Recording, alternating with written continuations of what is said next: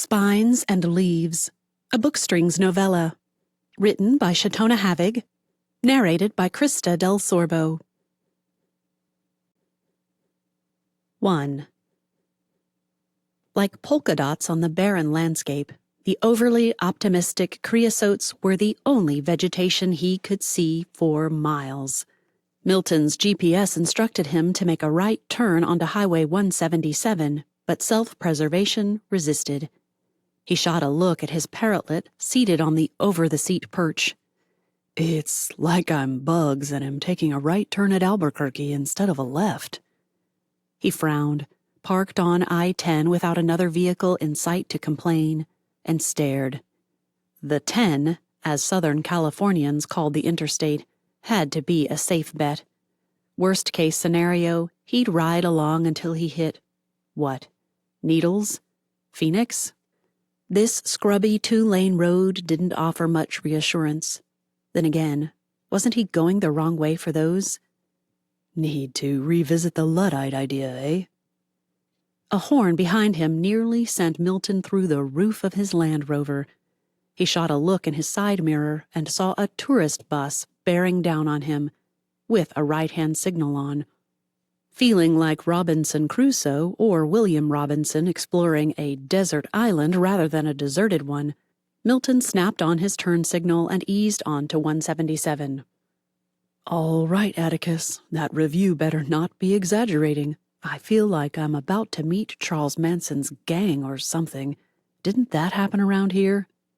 Atticus chattered and preened in turn, always trusting that Milton wouldn't lead them into anything too unsettling. How they'd do this desert thing in late May was another story. If there wasn't a good campground to hook up his trailer, his exploration of Joshua Tree National Park might just end before it began. "Won't do that to you, buddy. If I can't find you a cool place while I'm exploring, we'll just try Colorado Springs again. That was nice." A dot formed on the road ahead. It spread into a few more. They rose up from the ground as if mountains. Squarish block mountains with a few random trees here and there to soften edges. Poor things, those trees are doing time at hard labor out here. The little town of Tamarisk, not far from the Tamarisk Lake Resort, but apparently unconnected with that place, boasted little.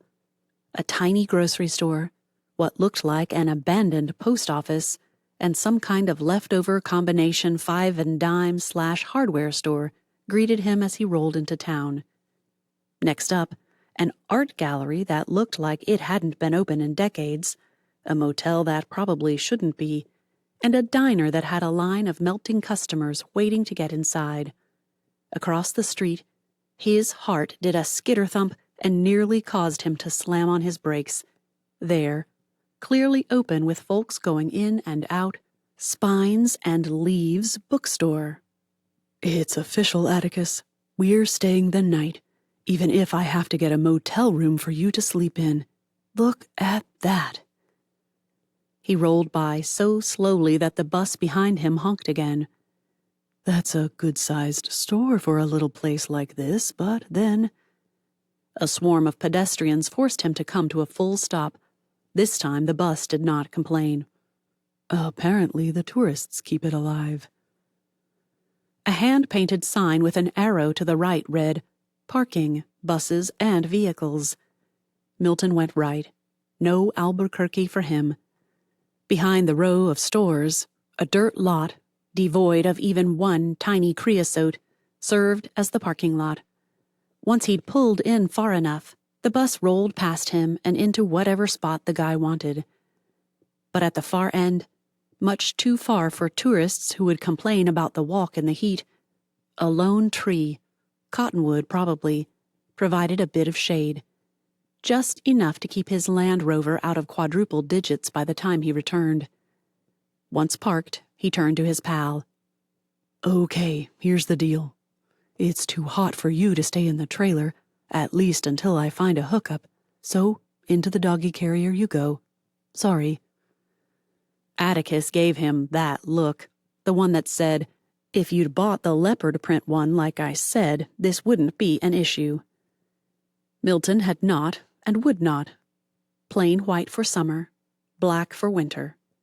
He pulled up the carrier, and if birds could huff, Atticus did.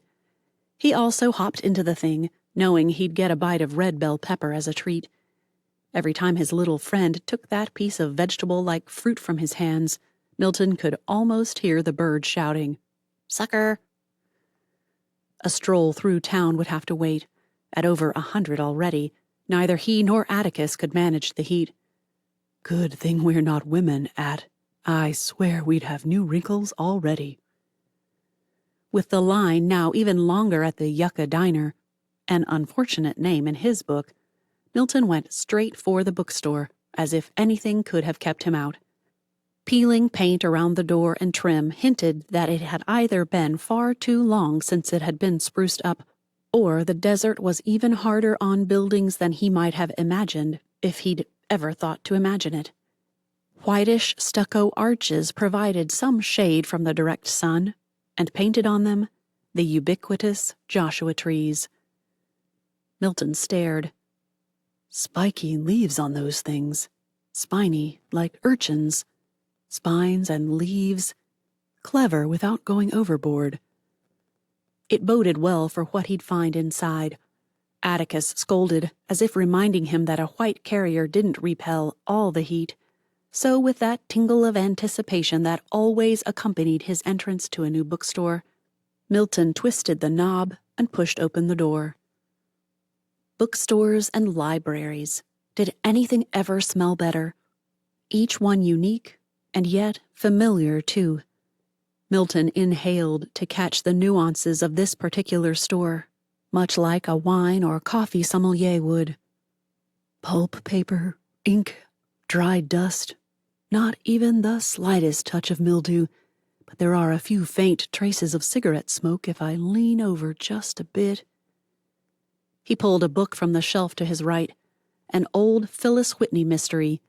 One whiff and he smiled. The baking soda trick didn't quite work on this one. A voice called out to him, "Be right there." Youngish, female, breathy. Out of breath from working hard, or did she come by it naturally? He swept his gaze around the room. It had been packed with tall shelving units anchored to equally tall ceilings, and most of those shelves were stuffed to the gills with what looked like new releases and second and third-hand copies all mashed together. The window had shown a few new releases as well, but without anything on actual display, the entire room looked more like a library than a store. "Well, Atticus, I wonder what gems we'll find for the little libraries across the country this time." At least the store was well organized. It might have every shelf so packed that he feared breaking a spine while pulling out a book, but the classics section was separated into more than just author names. Instead of Hawthorne being next to Hemingway, each had been shelved by quarter centuries, and then alphabetically. He found Travels with a Donkey in the Cevennes by Robert Louis Stevenson. A closer look brought a frown. "Hi!" Milton jumped and nearly dropped the book. "Sorry." Tall, curvy, wide smile, and a tiny cleft in her chin that looked rather out of place on such an angular face. Long, silky dark hair. Was it dyed? He wouldn't know. No roots showed anyway. One eyebrow rose in a slight point compared to the smooth one next to it, which gave the woman the appearance of questioning him. She peered into his dog case and started. "Oh, bird!" Milton held up the carrier. "Meet Atticus, not Finch." "I might be in love." If the woman's gaze had not been riveted on Atticus, Milton might have bolted. A blush formed and she sputtered, "With the bird. Is it a budgie?" "Parrotlet." "Miniature parrot?" Something about that miniature always felt like imitation to him, but Milton just nodded. "They're the smallest member of the parrot family. Some call them pocket parrots." Okay, now he was just babbling. But the woman kept asking questions. As they talked, Atticus strutted, chattered, and preened. "He's a bit of a show-off." "Oh, he's—" She She winced at Milton before adding, "Sorry, but I have to say it. He's darling." "I'd take umbrage. He will grant you permission to recognize his perfection." Milton held up the book he'd found. "Are these stock numbers or the price?" "Price?"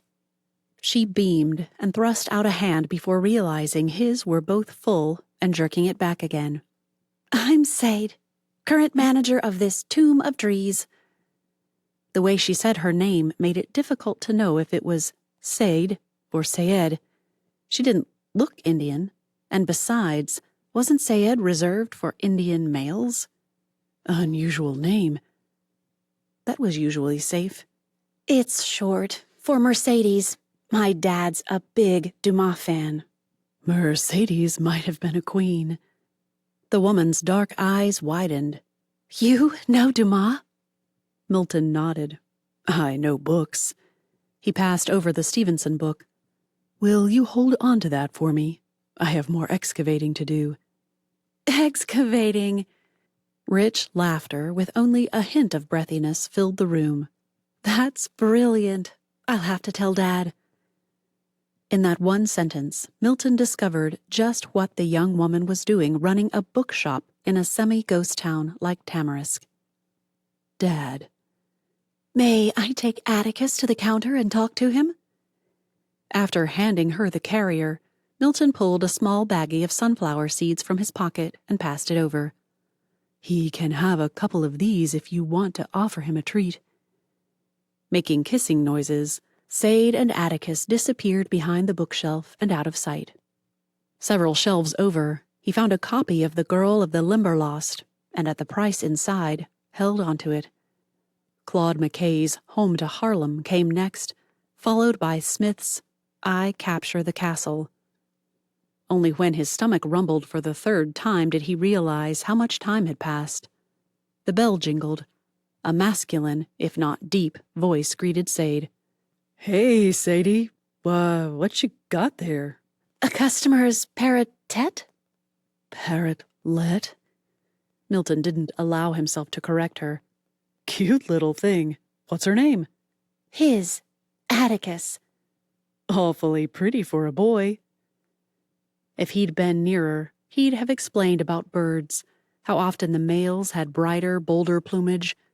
Sade did it for him. "Ever see a peahen?" "A what?" He inched his way closer to the front, listening as the well-educated Sade explained about the birds. "They're kind of grayish-brown, except for a colorful neck. The boys, the peacocks, are the pretty birds, vain and egotistical like most guys." Stepping around one more corner, Milton could see her talking with a guy. Deputy or park ranger? He couldn't be sure. When Sade saw him approaching, she grinned. "It's—" She frowned. "I didn't get your name. Sorry, we got off on books and—" Shifting the books under one arm, he thrust out his right hand. "Milton Coleridge." Hand frozen just a couple of inches from her body, Sade blinked. "Are you serious?" Water everywhere." He shook his head. Not quite apropos for here. How about that willing suspension of disbelief for the moment which constitutes poetic faith?" "I missed something." The man, on the short side, though definitely taller than Milton, and also what older, better-written books would have called wiry, shot out his hand. "Marcus Mendez." "Nice to meet you, Deputy Mendez." A nod preceded a grin that rivaled Sade's. "Good to meet you. What brings you to the S&L?" "So much for me thinking I liked you." Milton gave the man a smile that probably looked as tight and forced as it was. "We're driving through on the way to the park. GPS recommended that Yucca Diner. Unfortunate name." "Isn't it?" Sade laughed. "Marcus and Dad don't see why, but it's terrible." "It's a native plant. We're not that far from Yucca Valley. Why shouldn't it be?" Milton gave all attention to Marcus even as he passed over the stack of books he'd collected. "I'm in business. I know marketing. And generally speaking, you avoid words that have negative connotations. Yucca might be a delicious plant, but the first thing you hear is yuck. The man started to argue, but Sade wasn't having any of it.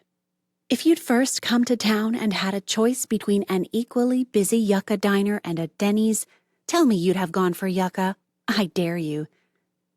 That's all it took for the guy to surrender. Okay.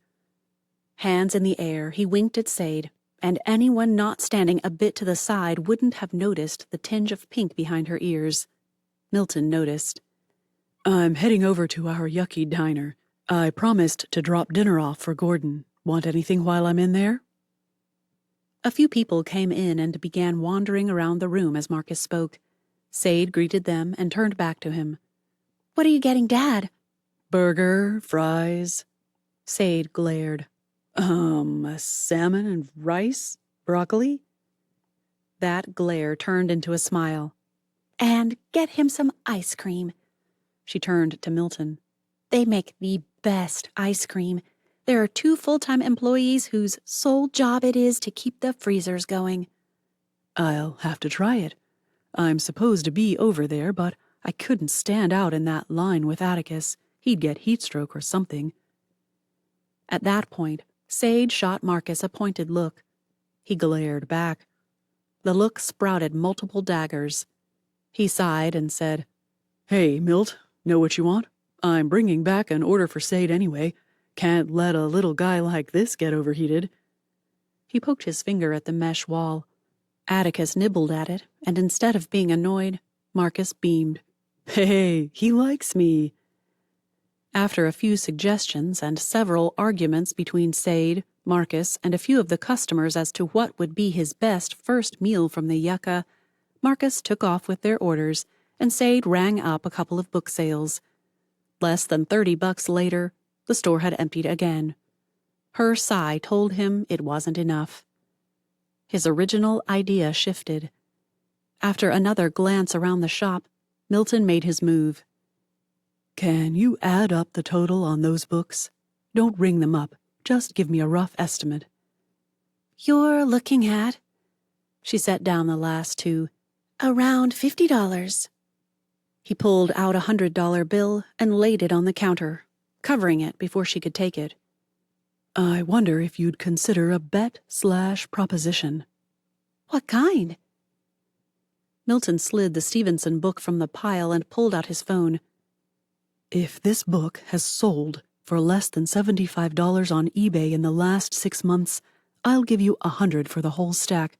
That's double your estimate. And if it sold for more? You'll take this stack and do some research on them while I pull 100 books off your shelves, books that I guarantee you will never sell. I buy them for $100. You get space. He hesitated as she took in his words. Should he do it? A spark in her eye caught his interest. Hope. Milton turned another page in the book of his life.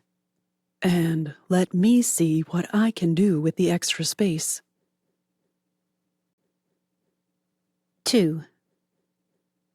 When she'd walked out to find her newest customer standing there holding a dog carrier, Sade had instantly labeled him as weird.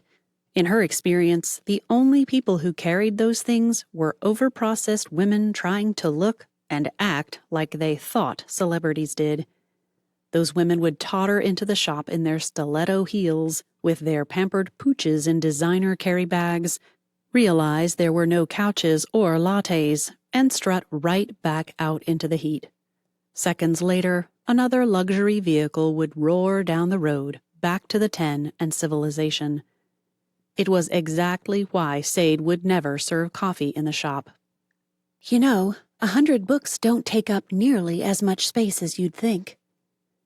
A woman carried a book of nursery rhymes to the counter, cooed at Atticus, and made a comment about how few books there were for children. Sade apologized as she pulled the book closer to ring it up. Sorry, we don't get many children in here. I do think there are a few picture books that just came in. Would you like me to get the box? It was a waste of time, of course. Curating a good collection of children's literature and picture books when you know nothing about them is harder than any other genre. The woman would ask, "Oh, that would be lovely." "Yep, there she goes." She'd pull out the box, and a moment later the bell would jangle as the woman left with only the book of nursery rhymes. Except it didn't happen that way. The woman pulled out 2 picture books and a children's novel, some middle-grade fantasy adventure she hadn't remembered ordering. "I like these. They'll be perfect." Not until the doorbell finally did jingle did Sade realize that the man, Milton, had faded into the background. She wandered around the store and found a few odd stacks of books in every row. Though most could be found on supermarket book racks, she did see a couple of poetry books, a few Dover classics, and that historical romance they'd just made into a BBC series. "Mercedes?" "Yeah?" she called back as she hurried his way. "Would you have any boxes? It would be easier if I had boxes." She did a circuit back to the box room and arrived with 3 in hand. "I'll go drop the other 2 near some of the other stacks." But she didn't. Sade watched as he stacked Dracula, Anne Rice, and Twilight all in one box. Added to that were a few erotica titles her father hadn't meant to buy. He'd rejected the pile of Christian fiction, meaning to take those and refuse the torso books. Never able to toss a book, no matter how much he despised it, he'd shoved them to the top and back of the bookshelves. "Secret penchant for steamy books?" Milton gave her a look but said nothing. He had a point. Anyone who could actually quote Coleridge probably wasn't into books describing steel abs and other impossible physiques. "So, what will you do with all this? I'm not picturing you the—" Sade picked up the top book from the smut pile. Hot summer nights type?" "Most I'll leave in little library boxes along the route from here to my next stop. Those," he nodded at Mr. Chiseled Abs, "will line Atticus's cage." Sade clapped a hand over her mouth, but not before a giggle escaped. Oh my." He rearranged as he went, moving 1 row up, another row over, and so forth. At times like these, all Sade could think of were the words of Solomon. I wonder if Solomon had any clue how true his words were. Yes, it was a test, but it was also true. She'd often wondered, and watching him move book after book, after book, after row. "The writing of many books is endless?" "Yes." He turned and looked up at her from his position hunkered on the ground, hands and arms full of books. "I guess there are never enough books." "You and my father both." "And Steinbeck." Milton rose, 3 copies of The Hobbit in hand. "Mind if I take these 3? There are 6 of this exact edition left." "Take 3 more on the house." The guy did it. She blinked for a moment and asked, "What about Steinbeck?" "He's the one who said there are never enough." Curious. As much as Sade loved to read, having worked in the store most of her life, she didn't think she agreed. "And your opinion?" "I lean toward Browning. No man can be called friendless who has God and the companionship of good books." "A Christian. Interesting." Just about then, Sade realized what Milton was doing. Nearly an entire shelf had been cleared off with the constant shuffle and reshuffle of different editions and a few double-stacked rows of old Mickey Spillane detective novels. "What'll you put on that shelf?" "The contents of the one just inside the door. We'll need to do some more rearranging, but—" Something in his words snapped something in her. I agreed to sell you the books." "And to let me see what I could do with the extra space." "Why should I? What do you know about selling books?" He shrugged but moved toward the front of the store. However, instead of going straight for the books, he went to the carrier. With a quick zip and a finger stuck inside, He pulled out Atticus before heading to the door.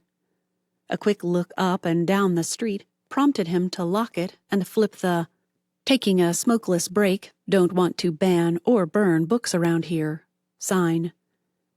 Atticus marched up and down his finger until Milton lifted his hand a bit, and then the bird flew around the room in a circle before landing on a shelf near the ceiling. He swooped down just a moment later and circled another time. Mesmerized by the bird's grace and the sheer novelty of a bird in her shop, Sade forgot to be irritated that he'd just locked her door without even asking. Then it clicked. However, before she could complain, Milton's entire body language shifted. He tapped his finger and said, "Come, Atticus." The bird flew once more, but at a second tap and call, flew right to Milton. "Good boy. I think I have a pepper here." He pulled out a little baggie with small bits of bell pepper and popped a piece into the carrier. "In you go." A second later, he unlocked the door. One moment, that bird had circled her shop a few times, and the next, another customer walked in and missed the entire show. Less than a minute later, the customer left, as most did. Every year, fewer and fewer people stayed to peruse the shelves as they once had. "I know nothing about selling books," Milton said once the door's bell quit ringing. "But I do know what makes a business successful or not. And I think with a few changes, that you agreed to, remember, we could convince people to linger longer. And the longer they linger—" "Am I the only one who hears Dr. Seuss in that sentence?" As Milton zipped up the carrier, he said, "Are you going to help me help you or not?" "Bossy?" But for reasons she couldn't understand, Sade removed an armload of books from the shelf and took off for the empty one near the back. When Marcus finally made it inside the Yucca diner, Lupe caught sight of him and passed her order pad on her way to the food window. "Write it down." A guy who looked like he'd just stepped off one of the PGA West courses began an under-the-breath tirade that even Sadie could probably hear. "Why don't you just come in like that and push ahead of people who've been waiting out in the heat?" His wife elbowed him. Marcus wrote the ticket anyway. He knew better than to argue with Lupe and Brent. They'd give him all the wrong stuff just to make a point. Besides, inside 15 seconds, the guy would be ordered to stuff it or leave. The first scowl came in conjunction with that thought. Lupe straightened her back 5 seconds later. Turned at 10. Marcus frowned and scribbled faster. "Here we go." All 5'0" of Lupe appeared at the guy's elbow, or so it seemed. "If you don't like how we honor our Leos, you can go buy a can of weenies at the general store. They might even have a cold can of something left. Otherwise, be quiet or leave." "Hey!" The man blinked. "What's a Leo?" Though he rarely got involved, this time, with so many people crowding in and out, Marcus decided he needed to say something before it escalated. In a calm, almost lazy move, he turned to the man. His tone, however, he kept as firm and commanding as possible without drawing more attention to them. "Law enforcement officer, and if you disturb the peace here, sir, I will arrest you. It's that simple. Don't do that to the restaurant or to your wife. Have some class." He shot a smile at the man's wife and went back to the ticket. If a complaint came in, he'd be in trouble with his boss for starting off confrontationally, but Marcus knew guys like this. If you stood firm, and if you made self-important people doubt how people would perceive them, you had a chance. "Bluster or machismo?" "Let's get out of here." "Your loss, buddy." But the wife laughed. "Go right ahead. I did not risk heat stroke only to walk out because you can't show a little respect and appreciation for a man doing a thankless job." "Go, Myrtle." Her name was probably something like Stella, but he always thought of the feisty ones as Myrtle, unless they were under 40. "Connie." Or Connie. Connie works. "Done with that?" Lupe held out her hand. "Brent's got a perfect spot to slide it in. Give it over." If you add 3 half-pints of ice cream, your pick, it is. She shot him a grin. How do you know it was dulce de leche day? You always know. Yeah. Though he shot her a grin, Marcus said nothing and backed out of the way. A party of 8 left, and a busboy raced to clear the table in a jangle of crockery and tableware. The clunk-clink of plastic diner glasses against the plates added a touch of percussion to the cacophony. In seconds, the tables had been pushed apart, and another busboy had them wiped down and ready. 2 more parties got seats. We have room at the counter for 3, Lupe called out as she passed with a tray. Room at the counter for 3. First in line, please. 2 bus drivers pushed past him, nodding as they passed. Connie and her husband were next up. Booth for 2 near the window. Perfect. Nice and far away from him. Just wait till you taste whatever you order. I'm gonna bet the steak melt. Ask for your fries extra crispy and you'll forget you had to wait. By the time Jordan, the busboy, brought out 5 bags, a third of the restaurant had already turned over, and the line hadn't shrunk at all. Wish they'd buy those buzzers, the kid muttered. Then people could wander around away from the doors while waiting, sit in their cars or something. He'd wished the same for years. The best he could do was call for a pickup order, but then he couldn't always talk Sadie into eating. When he managed that, Gordon was happy, which made them all happy in their own ways. Your matchmaking isn't going to work. She's out of here the minute she can go, and I'm not investing myself in someone who'd want me to leave. Had she been staying, he'd have asked her out the day she arrived. But the only thing worse than falling for a woman you can't be with is letting her know you did. So Marcus pretended to be put out whenever he had to include her in meal runs or poker nights. He pretended he didn't love every minute of it. He pretended his heart wouldn't ache when Gordon could take over the store again, and so she could go back to San Diego. The oven-like heat nearly suffocated him the moment he stepped into the street. Cars and trucks braked as he made his way across to the spines and leaves. Most waved. People could say what they liked about Californians, but folks were pretty much the same everywhere. California had just been defined by Los Angeles and the Bay Area, instead of by real folks who lived in the other 90% of the state. It's like saying all of Illinois is just like inner-city Chicago, or all of New York State is like Manhattan or something. Pushing open the door of Spines and Leaves, Marcus called out, "Get it while it's hot." He dug through the ice cream bag, pulled out 2 containers, and began peering into the other bags to find Milt's and Sadie's orders. The bird chattered at him as if demanding a bite. "Sadie?" "Back here. Hang on. I'm holding books for Milton." Holding books for Milton? Shouldn't that be the other way around? He turned from the counter and froze. Something had changed. It took a moment, but then he saw it. The bookshelf to the right of the door as you entered. Gone. Did someone steal a bookshelf? Dumb question. Or did Milt just break it? A thud answered him. A thud, a chuckle, and a giggle. Marcus had the crazy impulse to add, "Walked into a bookstore." Sadie appeared first with a slightly shorter Milton right behind him. He hadn't noticed how short the man really was. Then again, Sadie was kind of tall for a woman. 5'9", wasn't she? The appraising look he gave her confirmed his suspicion, prompted a raised eyebrow from her, and reddened his ears. I might officially hate him for no logical reason at all. "See how much bigger it looks in here?" Milton pulled out his wallet and passed over a 20. "Does this cover it?" Ignoring him, Marcus asked Sade, "Can you break a The man threw up a hand as if a beat cop or something. "You went to get it. Keep any change, what little there probably is." "Not allowed, but—" Again Milton interrupted him. "Donate the change, then. There has to be some local charity or county organization you can contribute to. Just don't let your food get cold." "Feed me."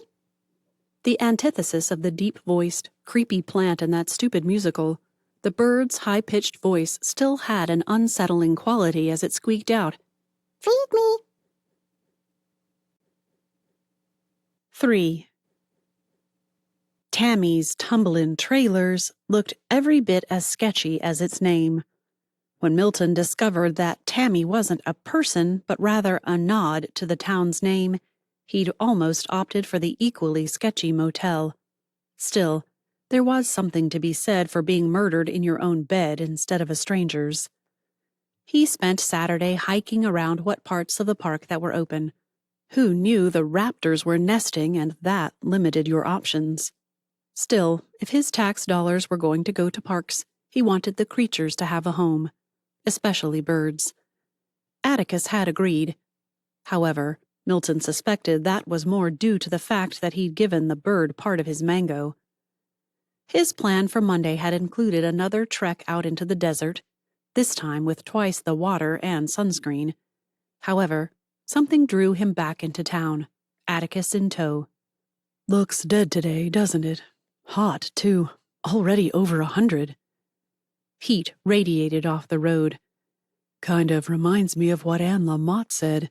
If you don't die of thirst, there are blessings in the desert. So we'll have to figure out what those blessings are, eh?"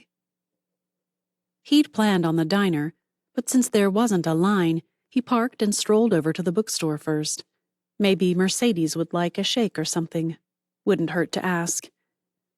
Mercedes. If he could stay longer, getting to know her would be interesting.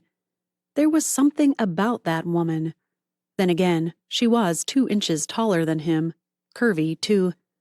He'd never cared one way or another, but despite the accusations women had thrown at him about how men always wanted to dwarf their women, in his experience, it was the other way around. Taller women hadn't been interested in shorter men. Or maybe they just aren't interested in me. Probably that. The door jingled as he opened it, and Mercedes called from the back, "Be right with you." "No rush. Atticus and I just thought we'd wander around again, out of the heat." A head popped out of a door at the back of the building, a grin. "Milton, you're back." It was the first time in the history of Be Right With Yous that the person had actually appeared right away. She practically ran through the store. "Tell me what I did right and wrong. Seriously, I know something isn't right, but I'm selling more books, so I did something." That's when he saw it. More space on the shelves. Books turned face out in front of the ones behind them, just here and there, but the effect was already much more pleasing. "Whoa, I missed this." He reached for a Kafka and opened to the publication date. First edition. "This might be worth something. Better check it." Mercedes blinked at him. "You're serious? I picked that because I thought the cover was bold, that red at the top." Milton felt her eyes on him as he scanned the small but much more open area at the front of the shop. "You have a good start here." "How do you know that? How do you know any of this?" He stared at her, an idea growing before a decision made itself for him. Milton extracted his phone from his pocket and pulled up his website. The About Me page. Passing it over, he said, "This is what I do. I save companies from being taken over or from bankruptcy. If you're worried, I can provide 24 testimonials, printed and signed. Or, if you trust me, you can read half of them on the testimonials page." The air grew eerie, with only the rattle and hum of a swamp cooler doing its best to keep the store at bearable temperatures to break up the silence. Milton expected a lone tumbleweed to roll down the main aisle in the store, maybe accompanied by the opening notes of the theme to The Good, the Bad, and the Ugly. Mercedes swiped, tapped, and as she did, she began to nod. "Okay."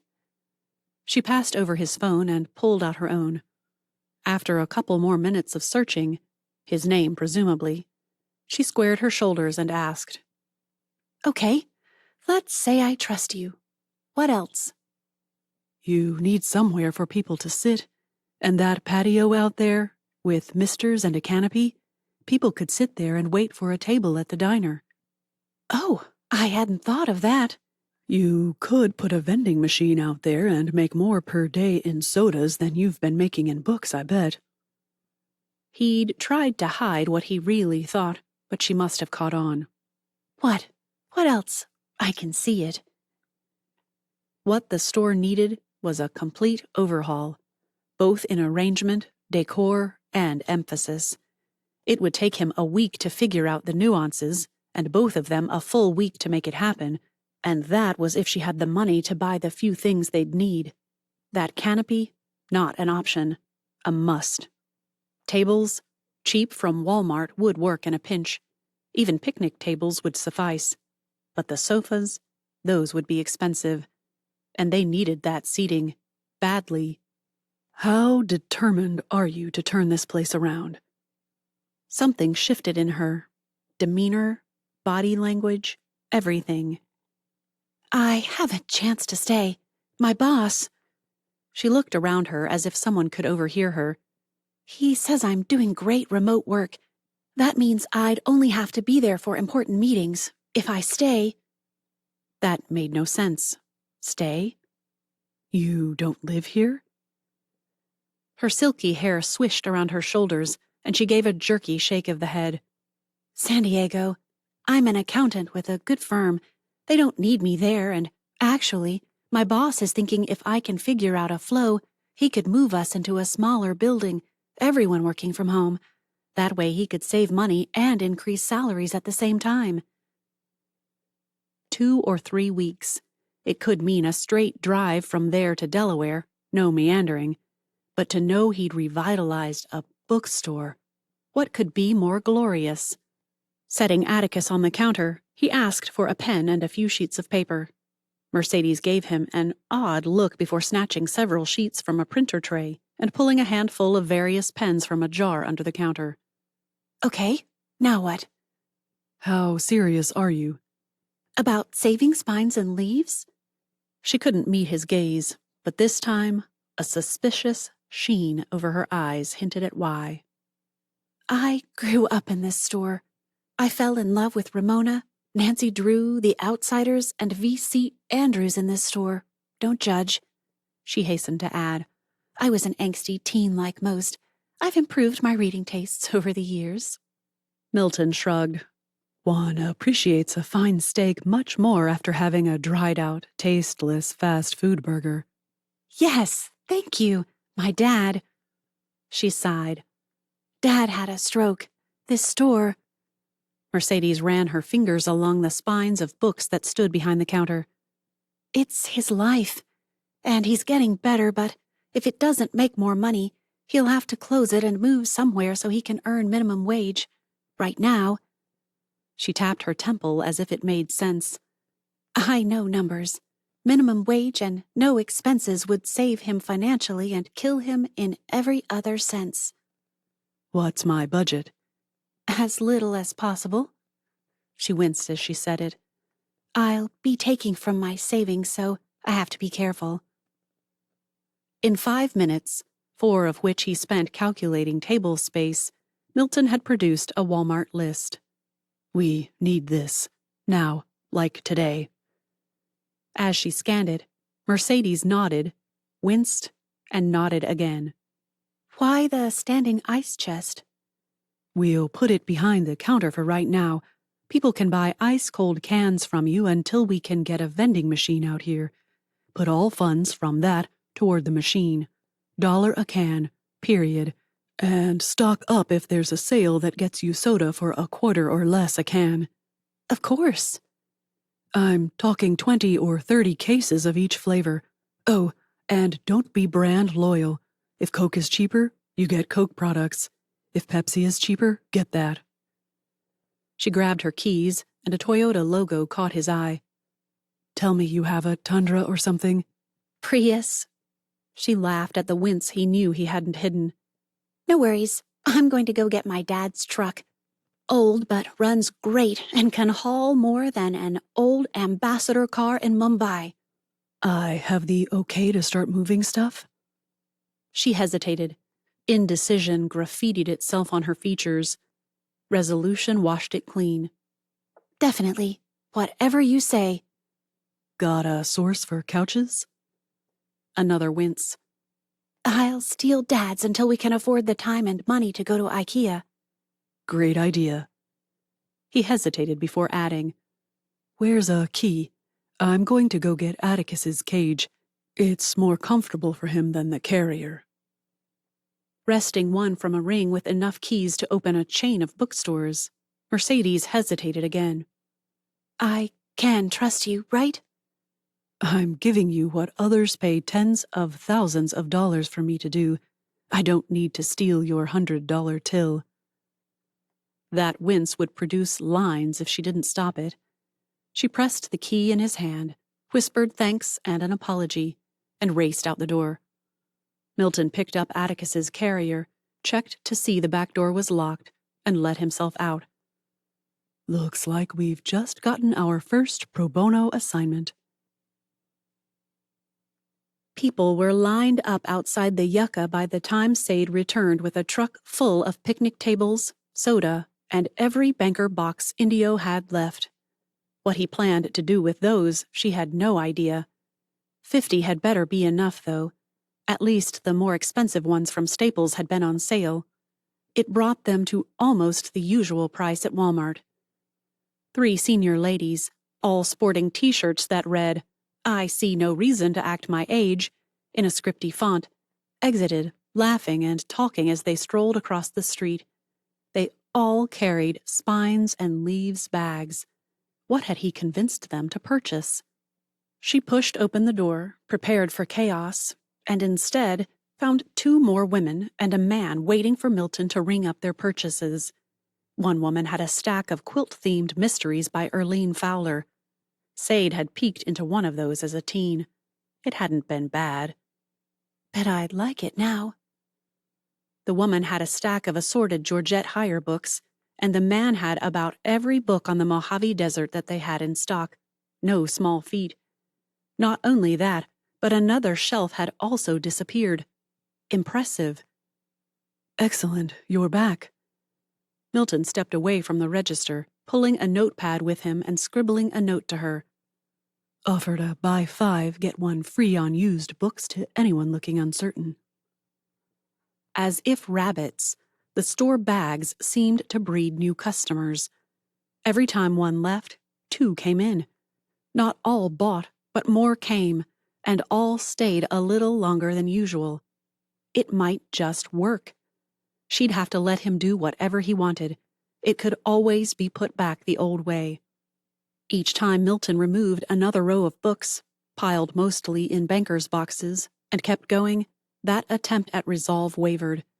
Her father hadn't been subject to panic attacks, but he might be now. With only 2 rows on the bottom of one tall shelf, she watched Milton swivel it to stand next to another on the wall and nearly gasped. If we move that other one out of the way, Dad could come in here in his chair. Between customers, she met his gaze and mouthed, "Thank you."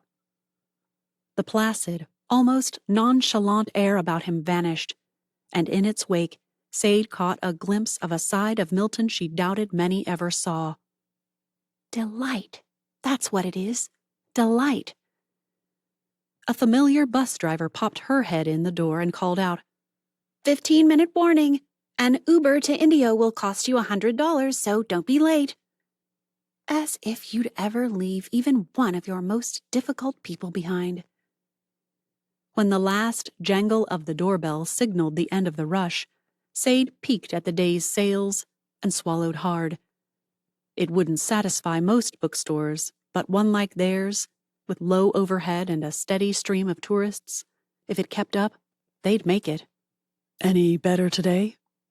As if you didn't know. It's a serious question. He moved to lean against the counter, gazing at her with eyes that seemed to pierce through her and expose... What? She had nothing to hide. Or did she? You're an accountant. You know the bus routes. Is it truly any better today, or did sales show too great of an anomaly? This guy really does know his stuff.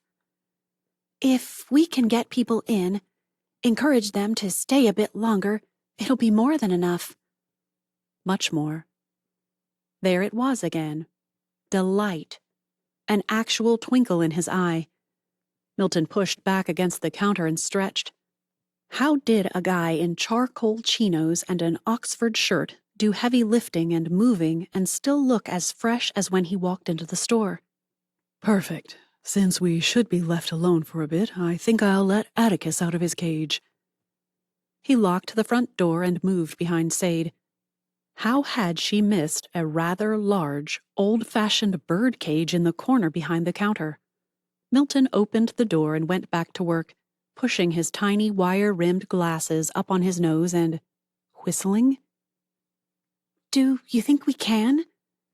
Sade moved to help redistribute books and remove shelves. Do you think we can draw people in and encourage them to buy more?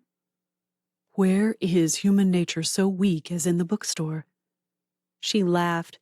Maybe you're human nature, but what about the rest of mankind?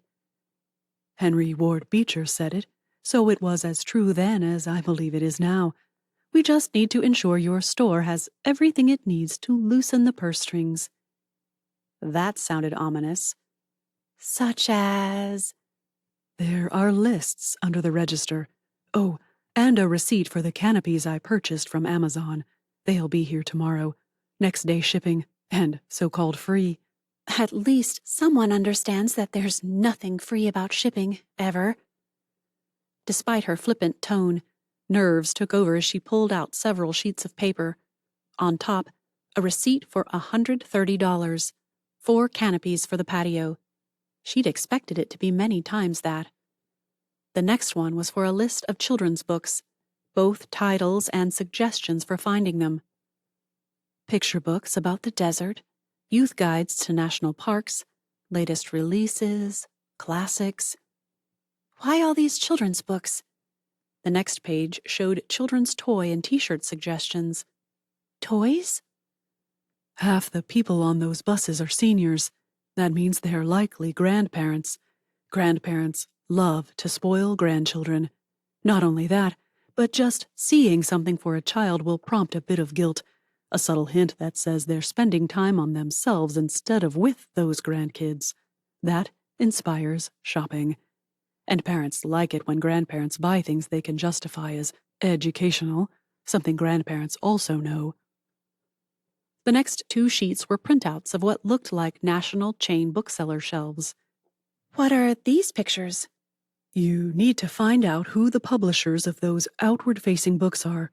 You then need to order what's next on their catalog of releases, preferably by looking at the store's coming soon lists. You need 3 copies of each one. That made no sense. He kept taking all the duplicates and triplicates and putting them in the banker boxes. Before she could ask about it, someone banged on the door. A glance at Milton showed him drooping a little before moving to retrieve Atticus. "It's Marcus," he said. I thought you liked him. Strange. 4. His truck rode a bit low as Marcus rolled into town just past 8:30 that night. Gordon's truck sat parked in front of the S&L, and a slow pass showed the back empty. Why Sadie needed paving stones he couldn't imagine, but his aching back pointed out that they'd both know soon enough. She must have been waiting for him, because the moment he pulled up to the back door, it flung open and she raced out, the flat dolly they used to move books around dragging behind her. A moment later, Milton appeared. Oh, great. It wasn't fair. From what Sade had told him, the guy was some hotshot consultant who saved companies from bankruptcy or takeovers. That sounded like he knew his business, but if that were the case, what was he doing trying to save a rundown bookstore in Podunk, California? People just don't give away valuable advice. Unless they want to impress someone. Sade reached for his tailgate, but Milton stopped her. "I'll get this. You guys go get the couches." Couches? She turned to him. Do you have time to help me carry out Dad's couches? What are you going to sit on? I have my old beanbag chair from when I was a kid. Dad has his recliner. It'll work. Even as he followed her to the truck, Marcus decided that they'd both lost their minds. Nope, all three of us. They'd driven halfway out to the small, wind-battered mobile home before Marcus mustered the courage to ask about it all. You're a Leo and you can't even ask a simple question. Pathetic. So, what are the couches for? Get people in to sit and cool off. I called Lupe over at the Yucca, and they're getting the buzzers. Having a place for people to go cool off means they're less likely to give up and just leave, taking those buzzers with them. So, they're willing to risk it now. It made no sense. You can fit maybe 5 people on those couches, if they're willing to get up close and personal with strangers. How's that going to help? We have 6 picnic tables on the old patio. That's where the paving stones are going, between those tables. The concrete is in pretty bad shape, so Milton thought we should use pavers to create walkways on top to make a smoother path. He might have argued, but she began talking, telling about the day's sales, the people's enthusiasm, the soda business, the ice machine she'd found in Indio that she needed to pick up the next day. So many things. So many changes. Make the store pay off and you can go back to San Diego. The thought alone made him want to pound something. Did it occur to you that this could be a fluke? You could put all this money out there for something that doesn't work? Your dad needs a way to stay here. This is that way. This store means so much to Dad. I know. That was the problem. It meant a ton to Gordon, but no matter how fondly Sade spoke of it, Gordon had admitted she'd raced out of there as soon as she could. Not that he blamed her. Not really. There wasn't anything for an accountant in Tamarisk. Oh, what does your dad say about all this? Triumph melded with guilt as Sade deflated.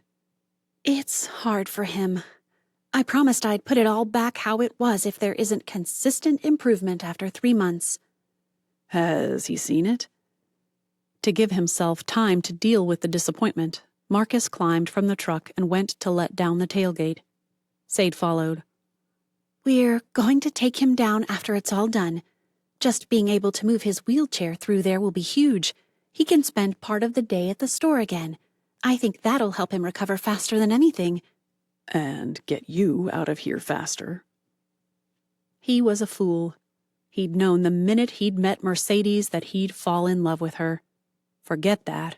Gordon had done his part to ensure Marcus's undying devotion before he'd ever met the woman. The tailgate banged down, and Marcus stomped off to the front door. They usually used the back, but he'd have to haul the things out that way. Those couches would never make it through the kitchen. Marcus, what's wrong? You're tearing up your father's life, and you ask me what's wrong? Let's get this over with. Marcus! He pushed through the front door and nodded at Gordon reclining in the chair. Hey, Gordy. Gordon. Have to try. Someday you'll see me as a good enough friend to give you a nickname. Call me Butch, and I'm good. Call me Gordy again, and I'll ensure you sound like a kid whose voice is changing for the rest of your life. Despite the bravado, Gordon winked. His gaze shifted to Sadie. Hey, what's wrong? I don't know. Sade shot Marcus a look. Ask him. She began stripping pillows and cushions from the couches and moving them out of the way as she grumbled something about wishing she were in San Diego where she had options. If she'd seen the way Gordon's face fell, that only fueled Marcus's ire. He reached for the back of Gordon's chair. I'm going to see if I can move this without you having to get up. Need to spend a penny anyway. Before Marcus could ask what that meant, Sade said, That's for public restrooms, Dad. Fine. Gotta pee. Is that specific enough for you? Anyone not seeing the grins on the Pierces' faces would think they were angry with each other. As Gordon struggled from his chair, Sadie struggled not to help, and Marcus struggled to keep all the emotions in check. Only once the man stood upright and grabbed the hated walker did he meet Marcus's gaze. Music in your heart, Marcus. Keep making music in your heart. His heart didn't make music. It clenched and twisted until he nearly gasped from the pain. It was the first time since Gordon's stroke that the man had used that phrase to remind him to keep his focus on the Lord. Sing and make music in your hearts to the Lord. Maybe everything would be okay, even when he had to say goodbye to hopes he'd had no right to indulge. He'd moved exactly 3 pavers before Milton realized he needed gloves. Marcus would probably scoff at the idea, but after 2 scratches already, he'd never make it. These hands were designed for pens, keyboards, the manual labor of the mind, as Dunn put it. Thankfully, Tamarisk General and Hardware had a nice pair of leather work gloves that fit. "Small hands you have there," the guy at the register said. "Women's gloves." Sure enough, there it was in green and yellow. Women's. Large. At least they're large. When Milton just nodded and swiped his card, the guy eyed him closer. "You the guy helping out over at the Spine?" That caught his attention. Yes. As much as he didn't want to, he offered his hand. Milton Coleridge. Yep. The guy's hand was twice the size of Milton's. "Dale Monroe, nice thing you're doing. Gordon's a great guy. It was tough, his girl having to come back here, leave that job in SD. It took him a moment to process that SD. Did most Californians shorten San Diego like that? Have you lived here long? It had started out as a courtesy question, but watching as Dale folded those beefy arms over his equally beefy chest and smiled, Milton found himself wanting to know. "Most of my life. I was born at 29 Palms, but Dad went to a couple of other bases before retiring and coming back here. He loved this place, said, 'I'll live the rest of my life and die at Joshua Tree National Monument.'" Dale grinned. He almost did.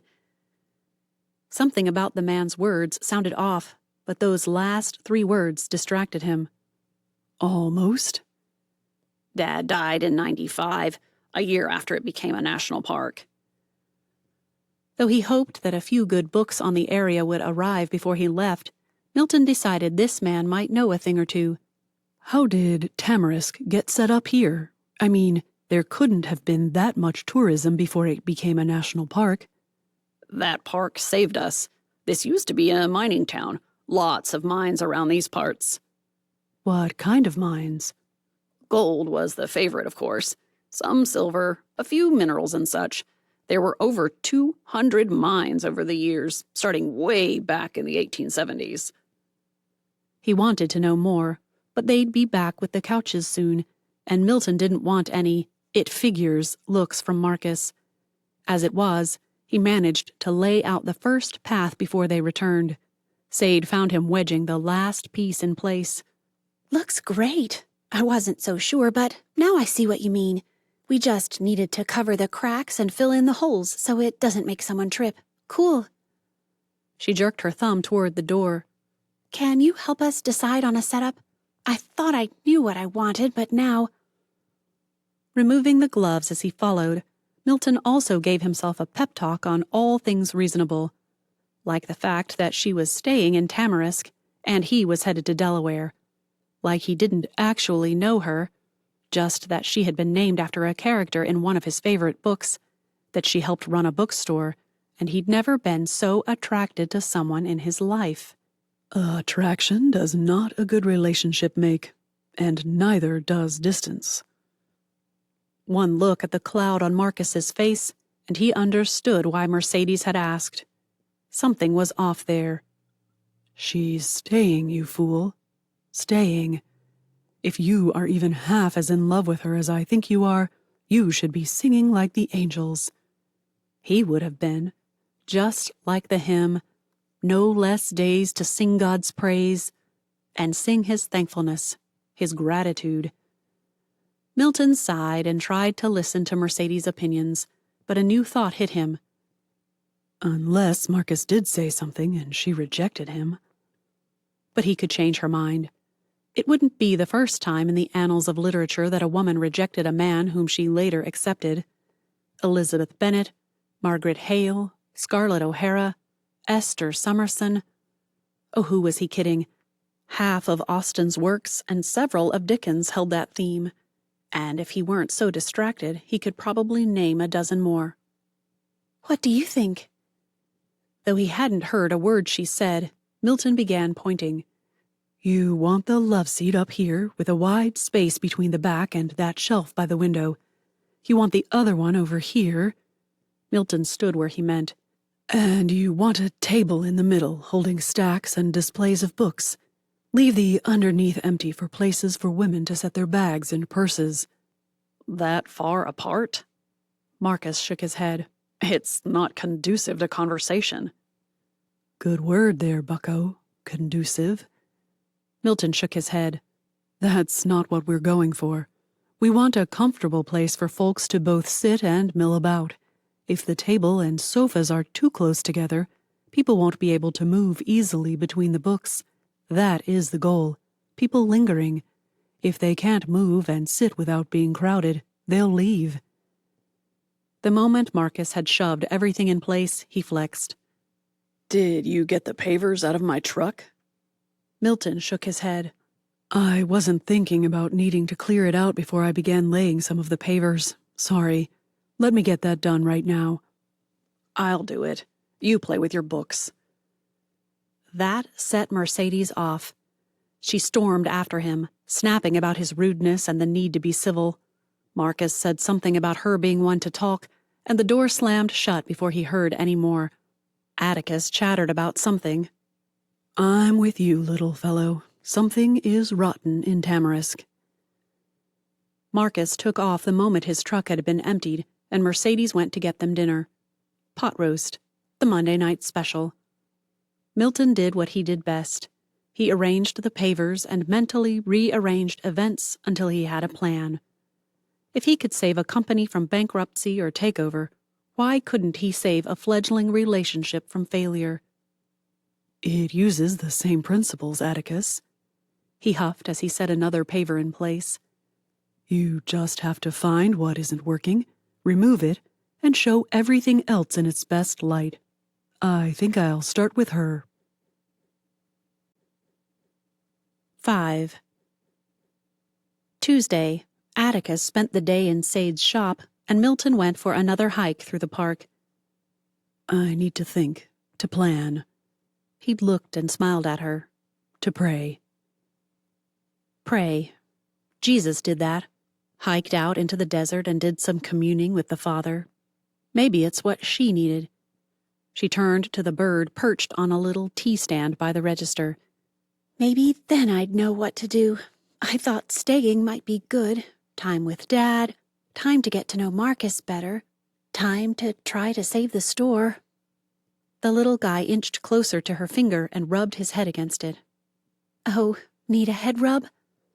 She stroked it, still amazed at how soft the feathers were and how firm the bird liked the pressure on his little head. Missing your friend? Atticus flew up on her shoulder. That's either a definite yes or an, are you kidding me? For his sake, I'll take the yes. A bus had turned into town. She'd learned to hear the slight shift in the sounds even as a little girl, and even as buses became quieter over the years. All right, here come the invaders. You'll need to hop into your cage for a bit. Atticus didn't move. Just say, into your cage, and he'll go in. Sure he will. As the bus passed the building, she became desperate and set a couple of pieces of red pepper in the cage. Atticus chattered something, probably, "Sucker," and flew into the cage. I'll get you for that. Did that bird just say, "Feed me," in that oddly high-pitched tone again? The front half of the store had almost been perfected. Milton had informed her of the gifty items she needed to order to tuck into spaces here or there. A small Jane Austen-themed metal lunchbox with stickers and stationery inside, a few bookish T-shirts hanging between bookshelves, pencil cases, a bust of Sherlock Holmes. Eventually, they'd have a large children's book display right there at the counter, but for now, the more valuable books had been arranged with a chalkboard sign announcing them as rare and collectible. While waiting for customers to arrive, she stirred the cold drinks, put a few in a bowl full of ice on the counter, and went to move the banker boxes she'd been filling. The door jingled before she could get the last 3 moved. Instead, she stacked them atop each other, lids still unassembled, and shoved them in the corner. Dusting her hands off, she hurried to the front. Welcome to Spines and Leaves. Oh, look, cold drinks. The woman beamed at Sade. I'd like to. Do you have straws? She did, but not paper-wrapped ones. I have some in a box in the back. We use them for ourselves. Didn't think to get them for customers, but I will. Do you want one of those? Please, that would be great. It saves a bit on the teeth that way, or so my hygienist claims. A man appeared and called out for Joan as Sade was taking in dollars and passing out cold sodas. Got one of the first tables. Joan didn't respond. He looked around and then stopped at one end of the counter. Excuse me, but did you see a woman with a bright green shirt come in? Sade jerked her thumb at the side door. I think she's out there drinking her soda. She bought 2, so I suspect one might be for you. A man stood at the back of the line, allowing others to go ahead, one at a time. Tall, broad-shouldered, intense dark eyes. If she hadn't known all the law enforcement in the area, she'd have sworn he had to be. But at last, he stepped up, and a big grin changed the "don't mess with me" expression to an open, friendly one.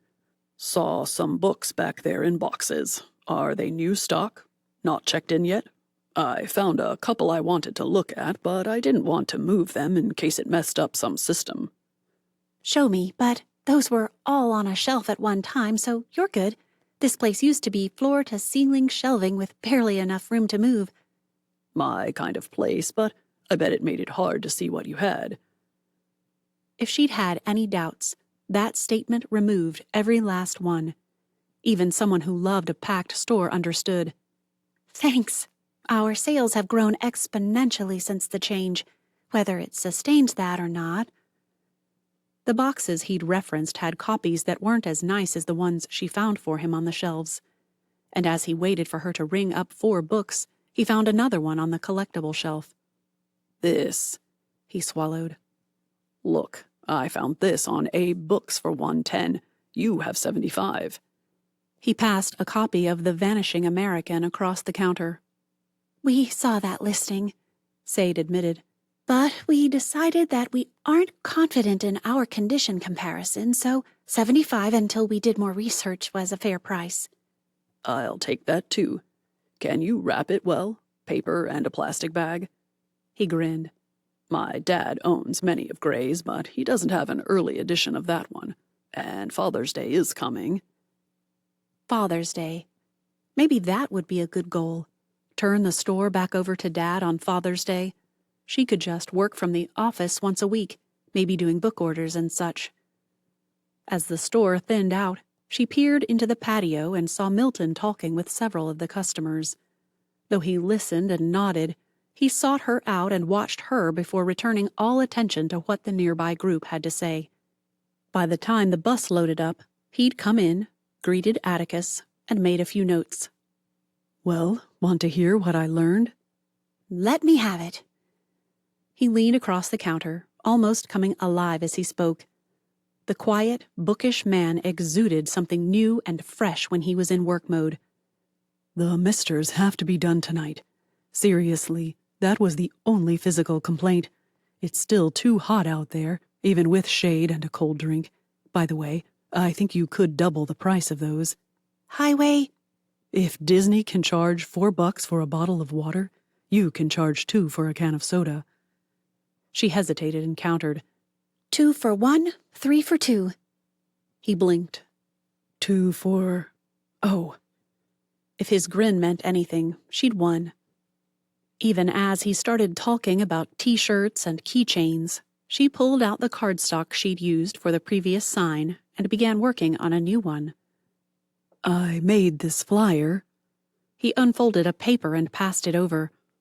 If anyone turns in an entry, make them sign. He pulled out another. One of these. They're under the register. It gives you exclusive rights to the logo if they win. The flyer called for a logo contest. The winning artwork would win $50. Who's going to do anything for so little? It'll have to be better than the guys gave me on Fiverr, so I decided to go local. They're vested in this town. They'll care. He pointed to the door. Time for you to go by Misters. And call Marcus, would you? We're going to need him. My talents run to cost analysis, not pipes and tubes and pumps. She bristled. Marcus is of the opinion that I'm here to sweep you off your feet, or whatever the young people say these days. That caught her off guard, but Sade laughed anyway. You're not exactly old. No, but I'm an old soul, and he's jealous. She snorted. Hardly. But then a line from Longfellow that her father had read to her often came to her. The soul never grows old, by the way. After gazing at her for a moment, he turned toward the back. Still working back here? Yeah, the duplicates. We are running out of room in the storeroom, and we can't leave those bookcases outside forever. The reply came as if on autopilot. Sade grabbed her purse and headed for the front door. I'll go to Indio for the Mr. stuff. Any changes to that original list we made up? No. Don't forget to call Marcus, though. We wouldn't want to flood the customers. As much as she didn't want to go, Sade couldn't help but think about Milton's words all the way to the city. And he's jealous. Just throw it up there and plug it in. Are they nuts? 3 days of working on this thing and it's still not right. My entire day off fixing water problems so tourists will hang around and buy books, so tourists can give Sade an excuse to leave. His phone pinged. A glance at the screen showed Sade's professional look with her killer smile. The text message read, Going to Cocina Caliente. What do you want? And can you ask Milton for me? Perhaps he got too much perverse pleasure out of the disappointed looks around him as Marcus scrambled down the stepladder and hurried inside. Milton rang up a few books, talking about the merits and demerits of some author named McMurtry. It's a popular book, but put up next to men like Lamour or Elmore Leonard, it can't compare. Leonard? I thought he wrote crime novels. Milton nodded. He did, but he got his start in westerns. Milty, Sadie wants to know what you want for dinner. Mexican with street tacos and such. Tell her to bring me her favorite. The man's gaze nearly ran Marcus through. And it's Milton. Touchy. Call him petty, but knowing a weak spot felt good. Too good. The argument, if you could call it that, continued before the door shut behind him. Westerns. The only good westerns are the ones in space. TV. Firefly. Now, that's a western. Not for the first time in the past 4 months, Marcus wondered what Sade thought of something. Do you like Firefly, Sadie? This sort of self-torture would drive him crazy. He went back to his ladder, back to the tubes, back to the pump that tried to rain them out instead of cooling the air. Everyone ready for either a cool mist or a shower? All but one woman, wearing what was probably silk, called for him to start it up. That woman bolted inside. He flipped the switch, the pump hummed, and only one tiny spot in the corner rained at all. Cheers went up, and Marcus lugged the ladder over to that corner to try tightening the connectors a bit more. The leakage stopped. Only then did he realize that by fixing it before she arrived with food, Milton would probably try to get him to create the speaker hidey holes they'd decided on. It's almost unanimous for reasons I don't get.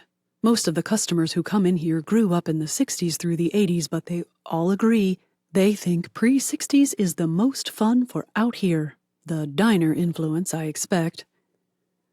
With the misters in place, he could figure out how and where to hide the speakers so no one stole them and so they didn't get soaked with the mist. The answer came to him the moment he laid eyes on a broken cinder block. Yes, it was immature, but he couldn't resist bursting into the store calling out, "Hey, Milt, are there still cinder blocks in the office for shelving?" I think so. And my name is Milton, Mark. It wouldn't work. He didn't care what people called him. Marcus just grinned and took off for the office. After examining the wall, he went back out to compare bookshelves, came back in, and went to work. By the time Sadie arrived, he'd have the place rockin' around the clock, or at least during store hours. I should be thanking the Lord for being able to help Gordon instead of complaining about this guy. What does that verse say? Give thanks for everything, in everything. The other way around? I'll have to look it up. A song Milton had been humming the previous night played itself on auto-repeat in his mind, but Marcus heard the words too. No less days to sing God's praise. I'll praise the Lord, even when I want to curse his son. What? A woman blinked up at him and pulled her purse closer. Just reminding myself that God's goodness doesn't disappear when things seem like they're going all wrong. 6. Hey, Milton! She only had a few more days with Milton and Atticus, and Sade had decided to embrace them with everything she had. Thank you, Lord, for new friends like Milton. I keep thanking him, praising all he's done to anyone who will listen, but you need all the glory and praise. Mercedes' heart sighed. I could have fallen for a guy like that, if stupid Marcus hadn't been here first. Her head said she could choose to love whoever she wanted. Her heart stuck out its tongue and went. Heart won, again. He appeared, still in chinos, but this time wearing the rush-ordered spines and leaves graphic tee they'd commissioned. Tan with brown, green, and black printing. It looked amazing. He looked as geekishly amazing as he ever had. Ever read Grace Livingston Hill? Miranda? Sade wrinkled her nose. Sure, not her best work. Ever read Found Treasure? When he shook his head, she pulled the book off the shelf. Just a cheap paperback copy, but he'd like it. She just knew it.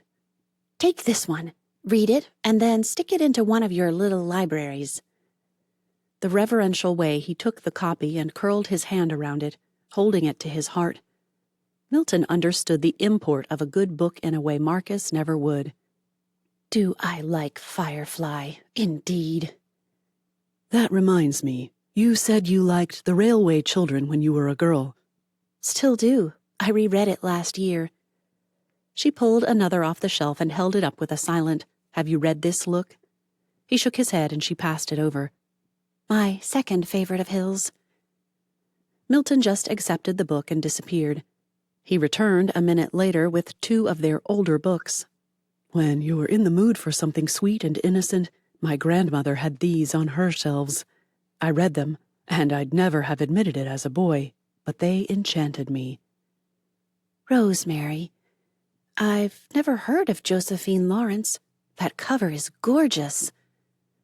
The second book was a bit plainer, but it too had a cameo-like portrait of a girl affixed to the cover. Patty Fairfield. Never heard of this either. After years of living in hotels, she goes to stay with her aunts for a season at a time. Through that, she learns what sort of home she and her father want to create when they move to a new town. He grinned at the book before softening it to a smile for her. There's a huge series. I liked them all.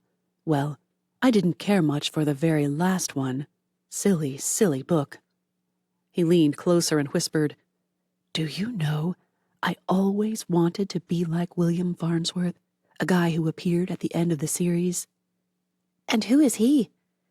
Milton shook his head. I cannot believe I'm admitting to anyone that I read these silly books when I was a kid. But really, Aside from the effusive protestations of love in one of the latter books, most of them aren't too bad. Little Billy is who Patty falls for, eventually. A tall, big man from out west. The man didn't sigh exactly, but he looked like he wanted to.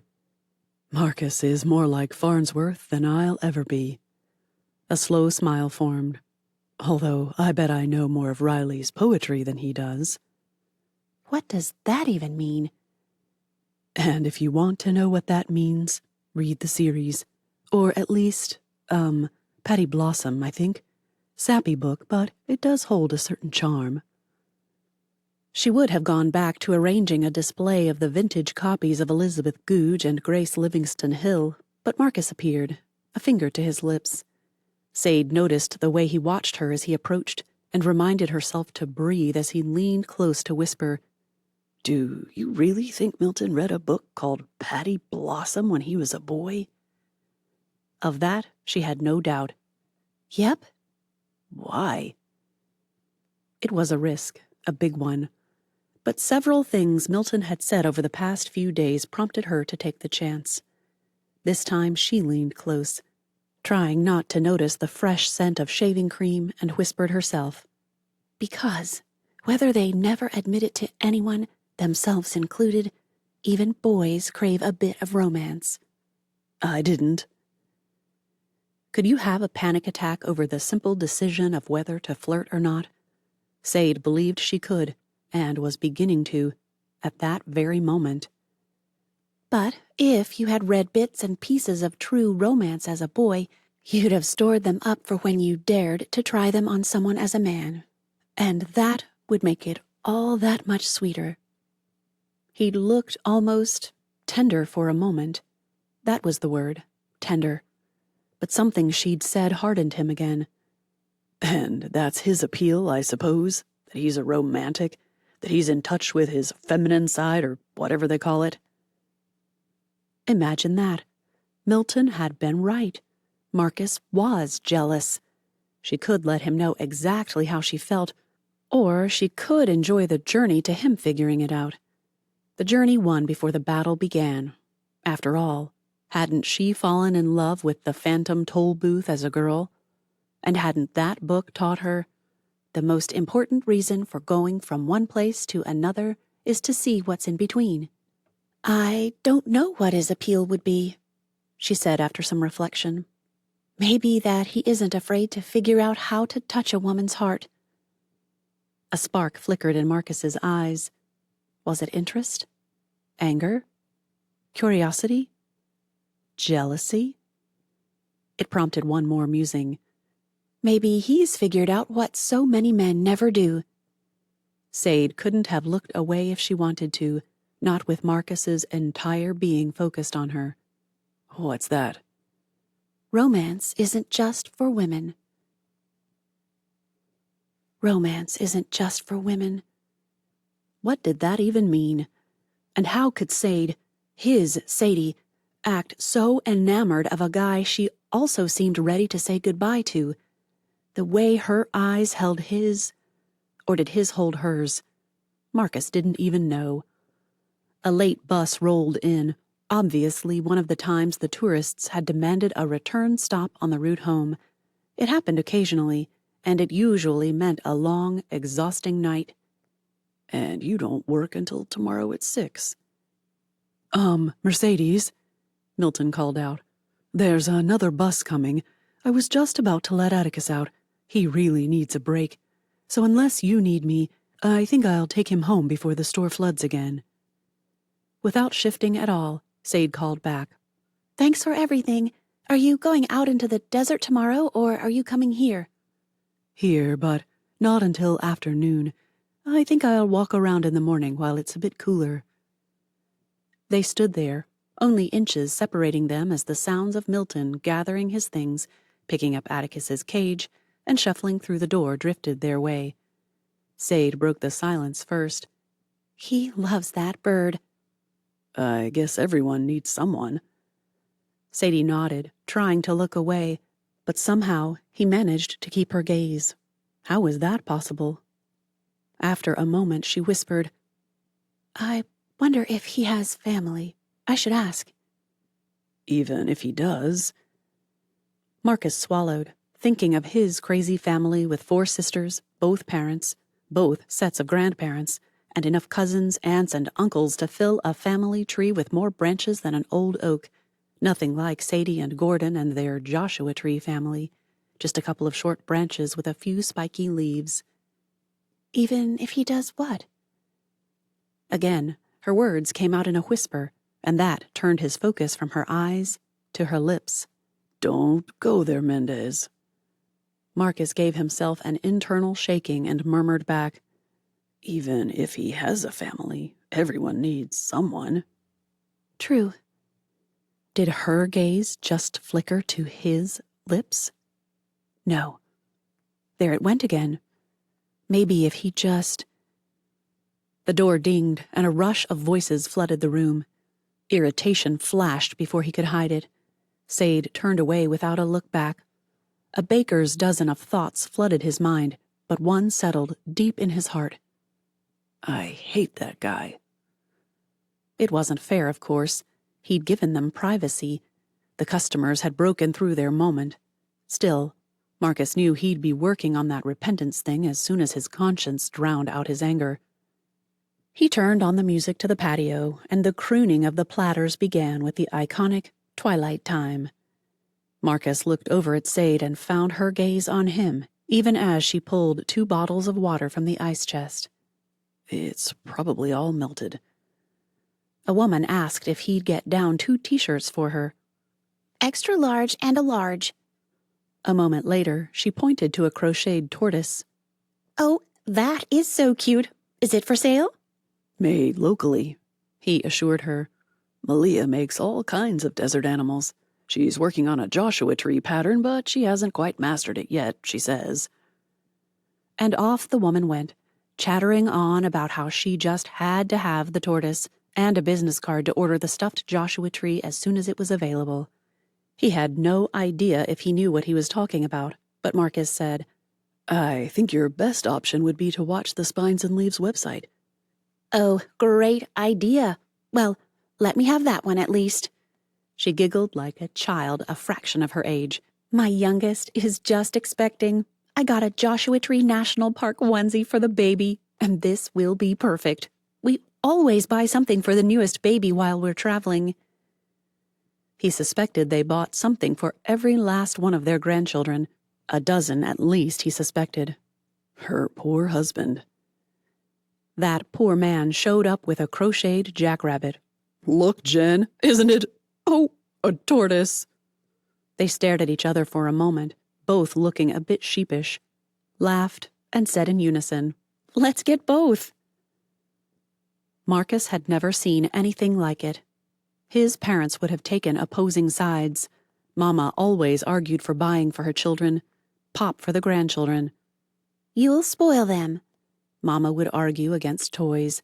Pop would buy every toy in the store, but if she tried to buy something for him or one of his siblings, he'd say, They're old enough to buy their own things. They have to make their own way. Back and forth it would go, Mama insisting, It's a gift. We can buy our grandchildren a gift. Pop would argue, They're just children. It's what being the grandparent is for, to indulge when the parents have to be practical. In the end, they'd buy nothing and indulge everyone by Mama making too much food and inviting everyone over to help eat it all. Pop by chasing the grandkids all over the backyard, throwing them in the pool, dancing when the music came on, flirting with Mama. I want that, Lord. I want it for me, but also for Sadie. She needs that. We need that, together. But how? By the time the last buzzer had buzzed and the last customer had left, Sade looked worn out. Marcus went out to the patio to turn off the misters and bring in the speakers when There's a Moon Out Tonight began playing. He glanced back to see Sadie smiling at him. There is a moon out tonight, isn't there? He nodded. Sade seemed to wait for something. What? We could... Disappointment flickered in her eyes and she turned away. Never mind. The song cut off just at them strolling, a girl at his side. It would be crazy to do it, asking for heartache, for him anyway, but... Hey, Sade? I haven't been on a moonlight hike yet this year.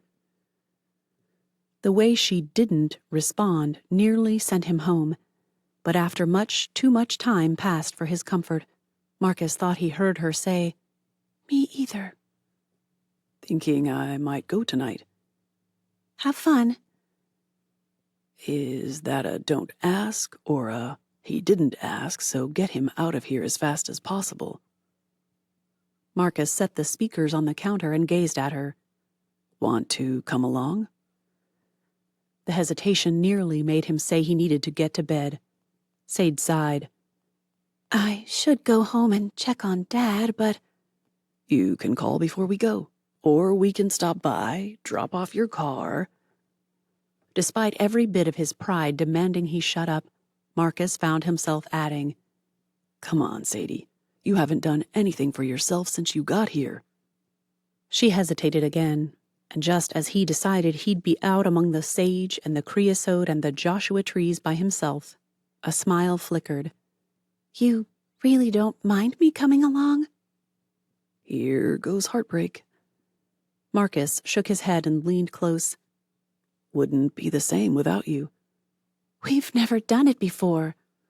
Her laughter should have sent him running, but he caught it and ran with her, toward her. Yeah, and don't you think it's about time we did? The store seemed to close around them. The books whispered their thoughts to each other while they waited for Sade's answer. Sade just watched him as if looking for something to give her the encouragement she wanted, that she needed. Come on, Sadie. It can't go anywhere. You're leaving, and I'm committed to San Bernardino County, but we can have tonight and enjoy the what if. Isn't that romantic enough for you? Is your phone charged? Why she wanted to know, he couldn't imagine, but Marcus pulled it out. 84%. Good. We'll need music. At first, all he heard was the yes in those words. Elated, he almost forgot to ask why they'd need that music. Why?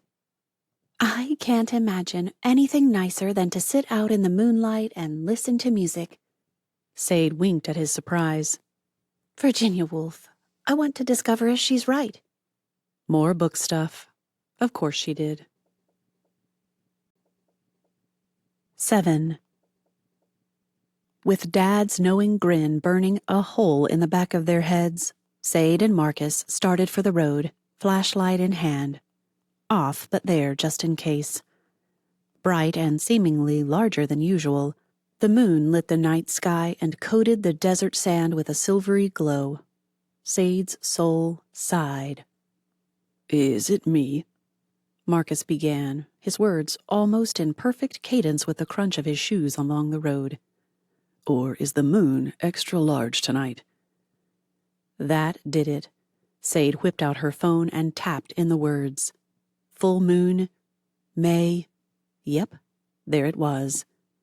Supermoon, 15% bigger and... No, 15% brighter and 7... Oh, it'll turn rust-colored. She whispered. It's a blood moon, and at 1:45 there'll be an eclipse. Unable to help herself, Sade began setting an alarm.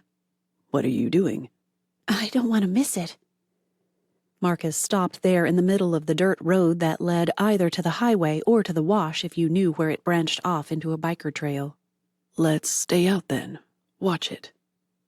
Word by word, his voice grew quieter, softer, deeper. Together. You have to work in the morning, don't you? Yeah. He said it like, so what? She could have said, so unlike you, I can sleep on the job tomorrow between buses anyway. You sleep on the job and I have to close the shop to attend a funeral. And when she thought about it, and the grin it would produce, she did. He nudged her shoulder. Wouldn't want to do that to you, but I'll be all right. We'll have to circle around for a couple more water bottles. Sounds good to me. Marcus agreed. Maybe a blanket. Then he made another suggestion. We could hike over by Eagle Mountain and see it from higher up. Eagle Mountain. There was a ghost town near there. 400 abandoned buildings, twice the size of Tamarisk at its largest. It could have been us, but we had Rice Road taking the buses right past, and they only had the iron mines. When Sade didn't respond, he asked, Sound okay to you? Yes, sorry. As long as the guard isn't around. I've heard of kids getting run off. This time, Sade nudged him. Then again, maybe being with someone from the sheriff's department will get me closer. Those kids are trying to sneak onto Eagle Mountain property instead of hike around it. That's the difference. And Ed does his job well, with the sand pits and dilapidated buildings. Sand pits. She'd forgotten about those. How about taking Coxcomb Monument Road toward the edge of the park? The hills there are good enough. Sade took his lack of argument as agreement and began walking again. The desert has a quiet all its own. Like most places in the world, there's never true silence. The rustle of a creosote as a rabbit shoots through it, the whisper of its branches as the wind passes, the cooing of doves, crickets. We won't see many snakes, Marcus mused. Thank goodness for that. Somewhere a coyote howled, and a moment later, a scream ripped through the air. Sade jumped in spite of herself. Stupid mountain lions. Sounds like that coyote is about to become lunch. He pointed at the bike trail. Down to the wash? Where else? Sade just veered off in reply. A kangaroo rat dashed past, and a moment later, several bunnies scattered. As the next mini gust of night wind blew past, all of Sade's uncertainties and stresses flew off with it. I love the desert at night. She reached out and brushed her fingertips across the tiny white fluff balls of a creosote. The scents, the sounds. With just a gentle breeze, a giant moon overhead, and nothing but desert wildlife to chaperone, it should have been the most romantic setting she could ask for. She'd given Marcus every out possible, and he hadn't taken one. And yet... It's a harsh, unyielding place. Mama thinks I'm nuts for working here instead of nearer the city. Riverside County? He nodded. It's a bit greener that way. Not much cooler, but still. I just love the ruggedness, the peace, being forced to hold out against the odds that it'll consume me if I'm not careful. But that's not true. Sade stopped and faced him, grinning. Louis L'Amour said so. He dropped his hands to non-existent hips and gazed at her. If he looked at would-be criminals like that, they'd never dare break the law. You're telling me this is the land of growth and lushness, a land that'll provide everything you need to stay alive? No, but that's not what you said. You said it'll consume you, and L'Amour said, the desert preserves. What other lands destroy, the desert keeps. She fought for the entire quote, but it dashed off on the back of a cottontail. Dad could remember how the rest goes, but it's something like how the desert preserves and mummifies instead of allowing decay and rot. And yet you still die. But you're not consumed. You're preserved. Kind of like down in San Diego. You're preserved in salt water down there. She sighed. If the people and the cost don't smother you first. If it were any cooler, she'd have pulled on her thin hoodie, but the temperature needed to drop just a bit more. As it was, she started to feel a bit chilled. If she put it on, it would be too warm. The vagaries of desert life. Instead, she walked along, arms swinging, trying to push down the feeling of being 15 again and hoping the boy would try to hold her hand. Do you ever get past that awkward feeling? When do you grow up enough to go, I want to hold his hand, so I'll just do it? The answer was as elusive as so many in her life. Just do it. Grow up and do it. Why not? It can't be any worse than this endless pretense we're both clutching. Sade had just about worked up the nerve when Marcus asked, "So, when do you go back?" Back? "To your job." Oh, Sade fought to regain her resolve, but it slithered away and down a snake hole beneath a nearby creosote. I have to be at a meeting in 2 weeks. Marcus jammed his hands in his pockets, and his jaw. She watched the twitch in it as he stomped through to the wash and jumped down. Sade followed, her own ire rising to match his. And for what? Why was he so annoyed? Was she supposed to just quit her job altogether? Try to support both her father and herself through the store and what? A few private accounts? Really? When she landed with a soft "hump," Marcus was waiting. "Do you really think your dad is ready to be left alone like that? Who will take care of the—" "Never mind." He turned away, heading down the wash back toward their house. "None of my business." She took a risk of losing her job to come help Gordon. She's not going to take off for San Diego if he's not ready. But was he? Was Gordon really ready to take over the store again? Maybe one of the local kids would be able to work there when school let out. Just a couple of weeks. I could take my vacation if Gabby would push it through fast enough. 2 weeks off, and if Gordon isn't ready by then, maybe Lupe's daughter could... Anger boiled over as Marcus jumped into the wash to keep himself from saying what he shouldn't. "He's not ready." A ghost of a whisper in his heart shot back. "You're not ready." Marcus? "This way." Marcus? "Go for it. Just show her. Maybe she'll change her mind, but even if not, you'll have a memory, right?" He'd have a memory, and a heart full of disappointment, but hey, he'd have a memory. "Can I hold your hand?" Where had that come from? "You sound 5. Her fingers slipped over his hand and laced with his.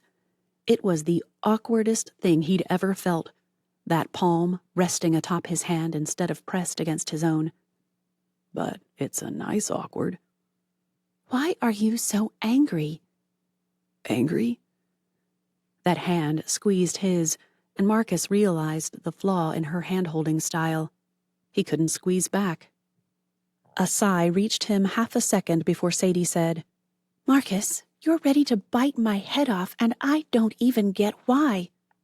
You're leaving him. She shrugged. It's just 1 day. I'll take off early Friday morning, try to miss rush hour, but, well, we know how that works. I'll be able to leave before 3, so I should be out of the area before the worst begins, before the rush to Vegas. A Friday. Her first day back was a Friday. That'd be good. Ease into things. He tugged his hand free, and her exasperated huff hit just as he laced their fingers together as they should be, where he could use his to try to convey just a hint of how he felt. What would she say if he admitted that he'd been annoyed at how much Gordon talked about her, that he had been convinced he'd find her annoying just out of sheer self-preservation? Her father had spent months talking her up to him, and when he'd finally met her... Well, at least it wasn't love at first sight. There's that. 4 months of almost daily interaction, on the other hand. Who are you kidding? You fell for her by the end of the first week. Dad can call you, can't he? The question ripped him out of his thoughts and pasted him back in the moment. Call? If he needs anything while I'm gone. It's only a day, but it's also 3 hours away. The night wind worked its way beneath that paste and tried to free him back to his thoughts. Sure. When she shot a look at him, he said, It'll be a good way to ease him into work. I'll bring him down at opening and stop by to bring him lunch. This time, when she squeezed his hand, she also leaned closer. Have we thanked you? He hadn't had a chance to process the moment before she said, Can I confess something? Sure. Way to rock the extensive vocabulary. In a bid to make himself look a little less pathetic, he threw a smile her way that he hoped wasn't half hidden in shadows. Dad used to talk about you. All the time. Seriously, one of the first things I thought when I pulled into the hospital parking lot was, if that deputy is there, I'll scream. She stopped short and listened. Do you hear that? He did. He clicked on the flashlight and saw it, off to the left near the edge of the wash. A cluster of rocks and a snake slowly moving away, the distinctive rattle slowing now that it slithered with purpose. Marcus dropped her hand, moved to put himself between her and a snake too far away to be a real concern, and with one hand to her waist, steered her toward the center of the wash. Then he couldn't resist. I don't recall you screaming when you walked into his room that day. That would be because he neglected to tell me how cute you were. Cute, huh? That's better than obnoxious. Sade seemed to be waiting for something. Yeah? It sounded like a safe enough response. If you only knew how many times a week he said something about Marcus Mendez. Marcus stopped by with food from his mama. Man, that woman can cook, and he treats her like gold. Remember that when you go out with a guy. You watch how he treats his mother. She groaned. Over and over. If we talked about chip brands, Marcus's favorite would enter the discussion. Law enforcement? You have an opinion, and it must be right because you're the expert. If I asked if he'd ever noticed something in a Bible verse, he'd say, "Oh, Marcus was telling me about that." And off it would go. I wanted to ask why he didn't just adopt you and send me to an orphanage or something. You didn't figure out he was trying to set us up? Sadie froze. Wait, he did it to you too? It had taken most of his self-control not to kiss her earlier. Marcus just didn't think he had any left in reserve. While his mind screamed at him to keep his distance, his heart drew his hand to her hair and tangled his fingers in the silky strands. It got to the point I couldn't stand to hear him talk about his Sade. He stared over her head, unable to meet her gaze as he added, When he said your name was Mercedes, I thought he'd named you after his dream car or your mom's. Most people do. Should he admit it? I bought the Count of Monte Cristo the night you arrived at the hospital. The smile that turned him into a carbon copy of some sappy romance novel guy lit her face. Did you? Tried reading it. He kicked at the sand and regretted it the moment it flew over her boots. Sorry. Yeah. He rushed on. Couldn't make sense of it, so I bought the movie with Jim Caviezel. Watched that and then read it. That's what I tell people to do when they have trouble. The movie's better anyway. Marcus clutched at his chest and staggered back. What? A book lover admitting a movie is better? The movie is more overtly redemptive. At his silent questioning, she continued, Edmond Dante repents in the movie.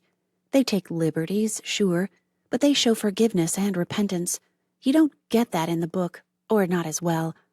While it ends with the idea of wait and hope, and while you do see some forgiveness and softening, the movie shows it so much better. Wait and hope. Sounds like something the Bible teaches. Wait on the Lord. Hope for his return. The words had hardly left his lips when Marcus realized it would be a perfect mood killer. Yes, here I am under an enormous full moon, surrounded by nothing and everything, ready to kiss the woman I might be willing to admit I love, and I bring God into the moment. Only me. Except she didn't shut down. Sade rested one hand on his chest and watched him before whispering, Seems like that's all I do these days.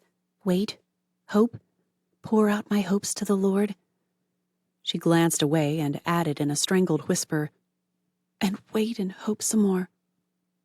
Right now, I'm just hoping that I won't wish I'd waited. That brought Sade's attention back to him. For what? He kissed her. What an understatement.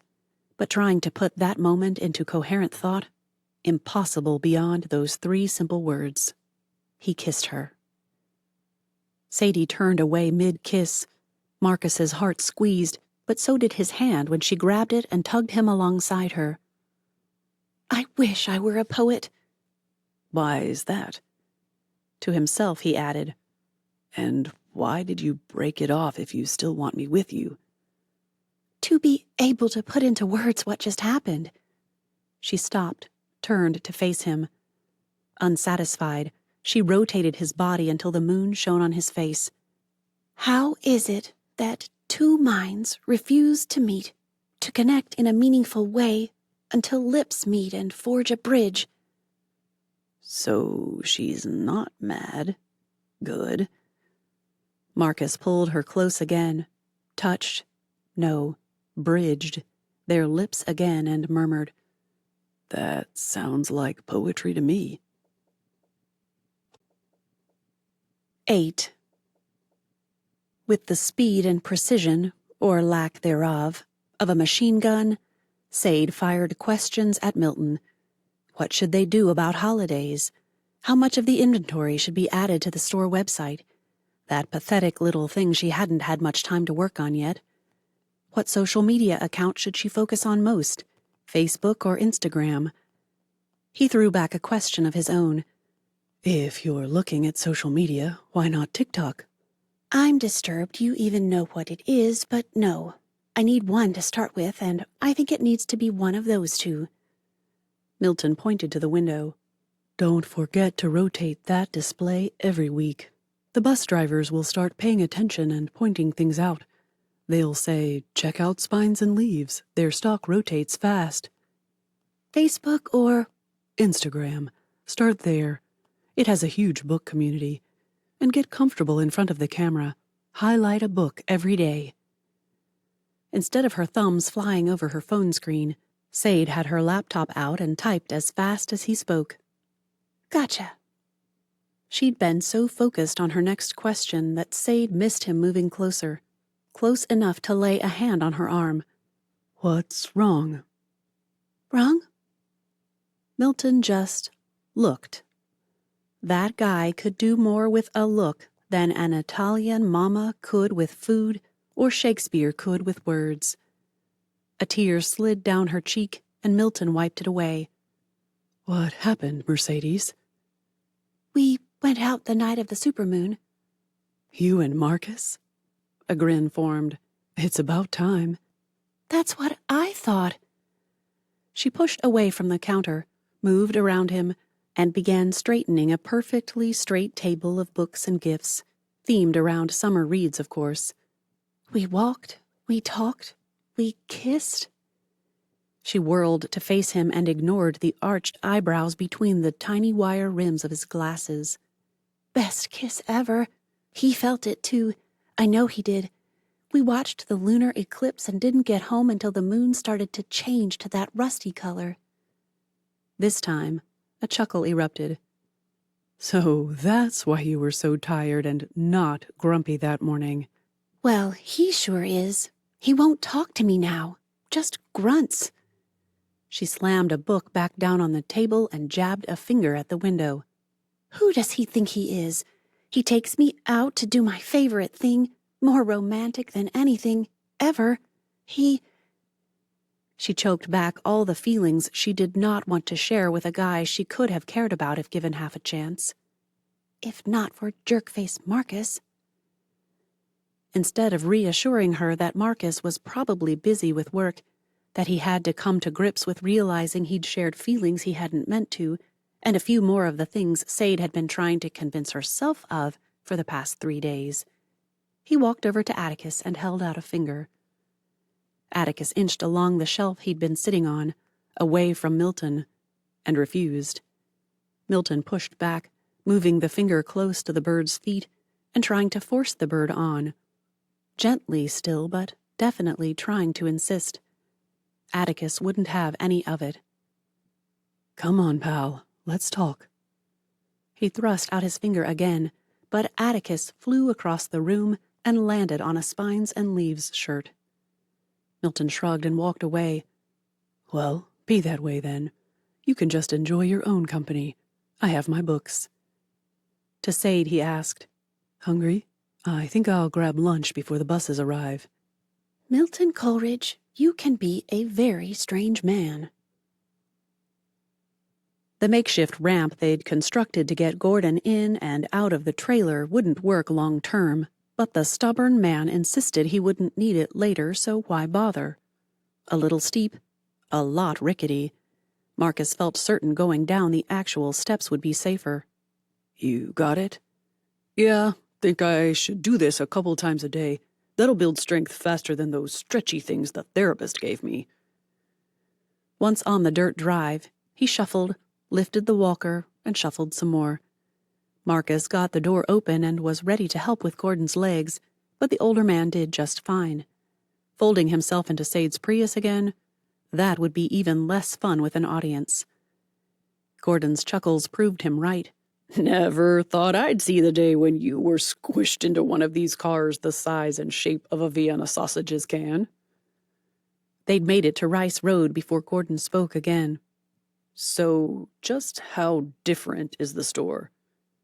"You won't recognize it, Gordy, trust me. But if there's a bus in town, she's selling. Soda, water bottles, t-shirts, book bags, toys, and books. Almost everyone buys a book." Marcus shot the man an apologetic look. "You can see those books now. You couldn't before.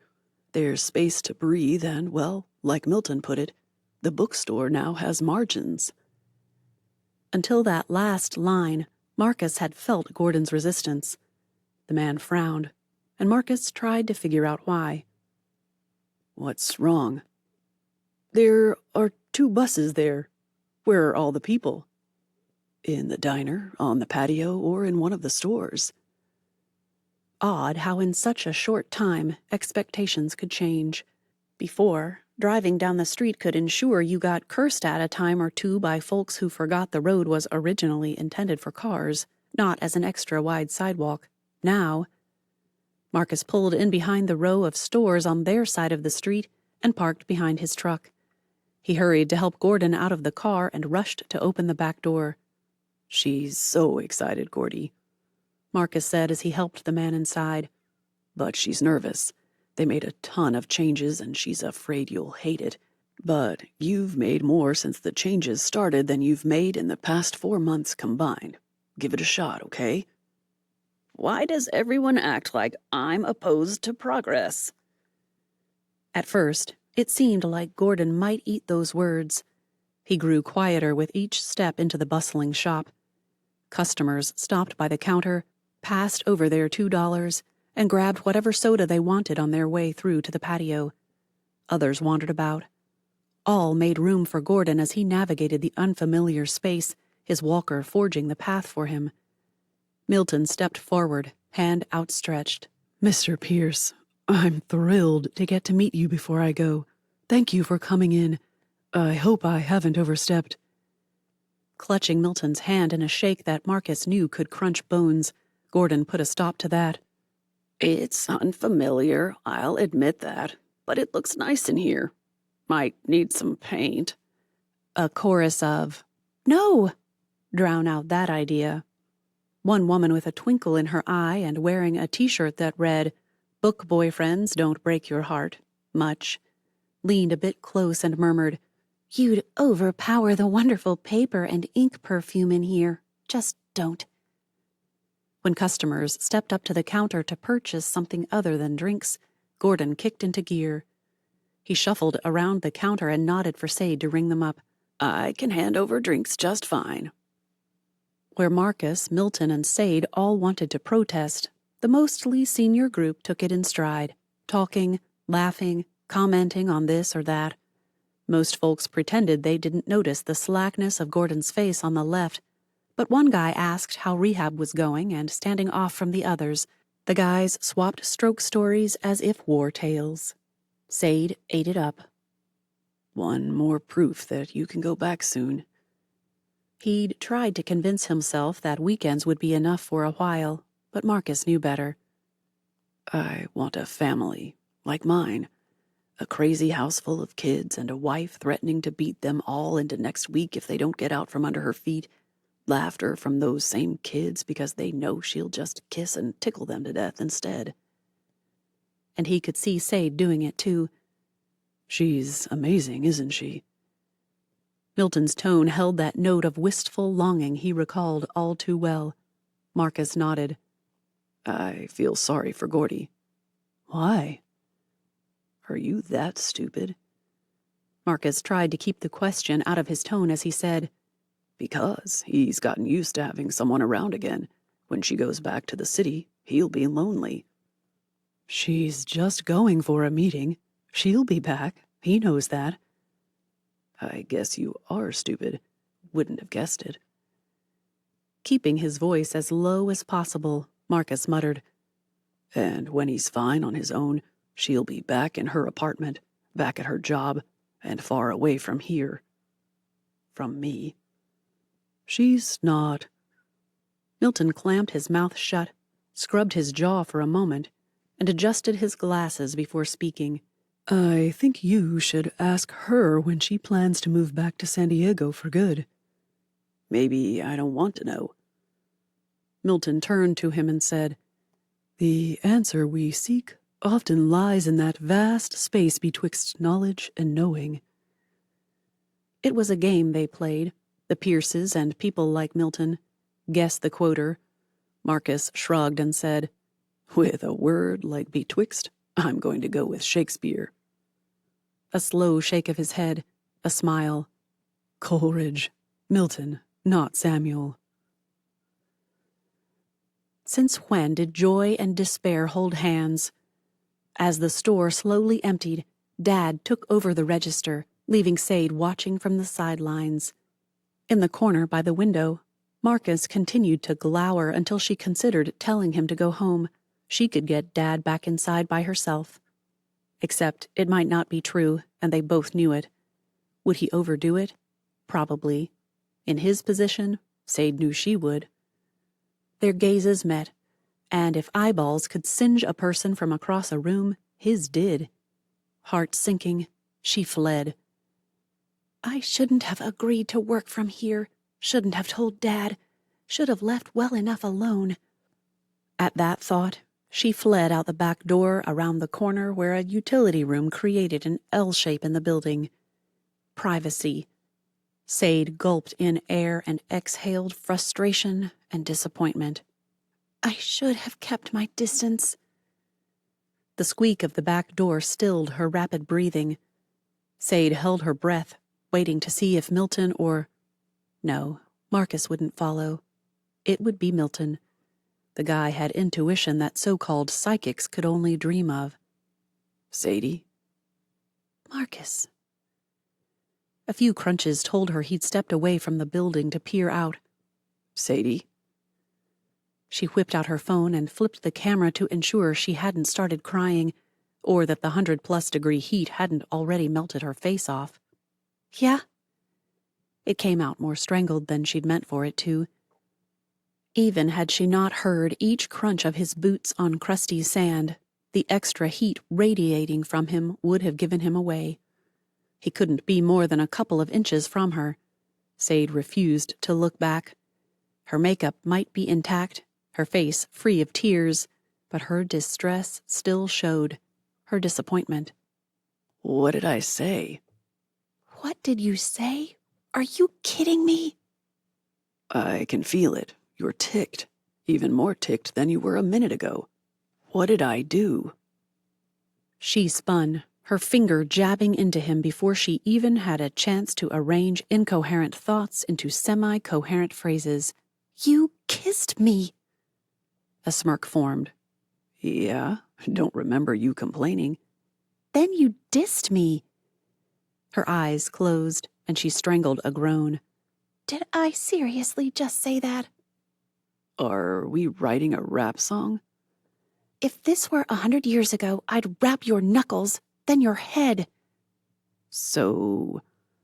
Marcus did that hands-on hips thing he always did, the one that made her want to check her speedometer. I'm not even driving. Despite all evidence to the contrary. Do you have to go all cop on me, even while discussing a kiss that obviously meant nothing to you? If you could have whiplash from a slap that never struck home, Marcus had to after that. Meant nothing? He inched closer and managed to do it without touching her. It meant everything, and it's killing me.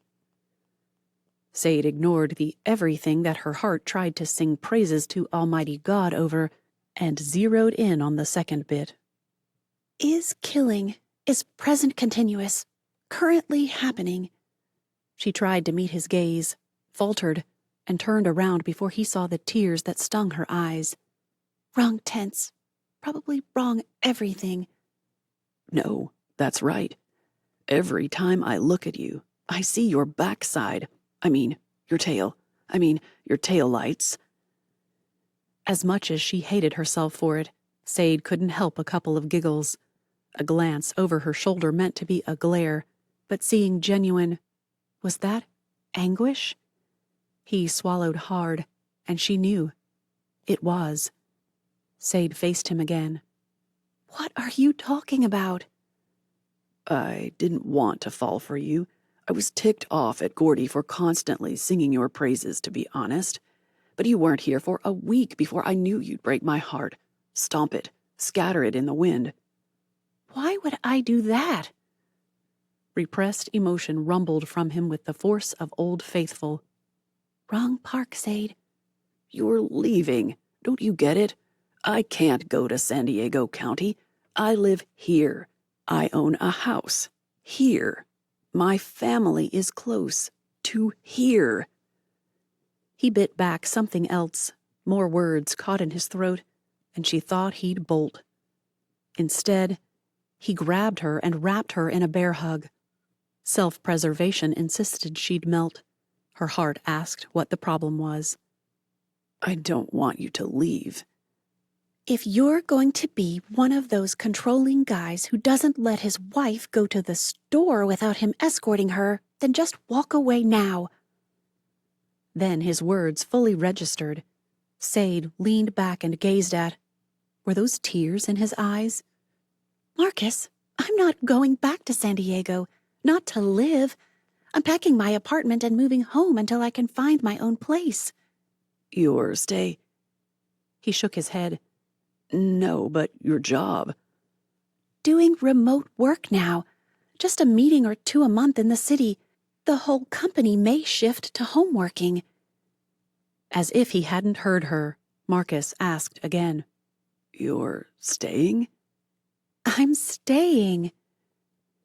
With the sun finally behind the building and giving them a bit of cooling shade. I bet it's under 100 now. Marcus told her exactly what he thought of that. Or, rather, his lips did. 9. His Land Rover and trailer took up all the parking spaces in front of Spines and Leaves, but Milton wouldn't be long. He settled Atticus in the carrier and ignored the bird's indignant chatter about the lack of leopard spots. I'll buy you an iron-on transfer of the bookstore's new logo. How's that? Atticus tried to bite him through the mesh. No leopard print. Milton would have sworn the bird countered with, Zebra? At least that wouldn't clash with Atticus's plumage, but Milton wasn't secure enough in his masculinity to carry about animal print accessories. The bird would have to suffer. If you don't behave yourself, I'll pull out the black. That shut the bird up. Gordon Pierce met him at the door, with only one hand leaning on the walker. Hey there. Glad you could stop by. Sade's got something for you. She moved their way, her silky hair swaying, her eyes bright, and Marcus had talked to her. Mercedes Pierce positively glowed. If he didn't know better, he'd swear she must be pregnant. Why do we associate glowing with impending motherhood?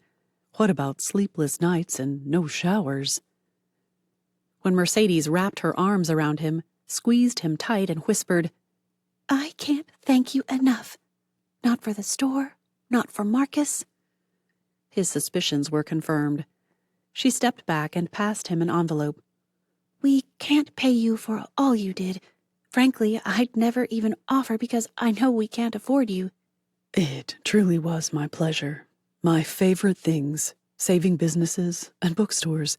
What could be a better vacation? He waved the envelope with a questioning look. And this? Just because we can't afford to pay you doesn't mean we don't appreciate all you did. Save that. The next time you run across a bookstore you can help, invest in it like you did in us. Buy their overstock, replace a sign, whatever. Please. He nodded, tucked the envelope in his back pocket, and handed over Atticus. He wanted to say goodbye, take a last flight around the store. While Gordon and Mercedes teased Atticus from the carrier and gave him loads of attention, Milton gave the store one last perusal. Seating, titles you could see and read, stationery, souvenirs, sodas. Even since last night, changes were evident. Mercedes would keep changing the shop to fit needs. And wasn't that what it had needed?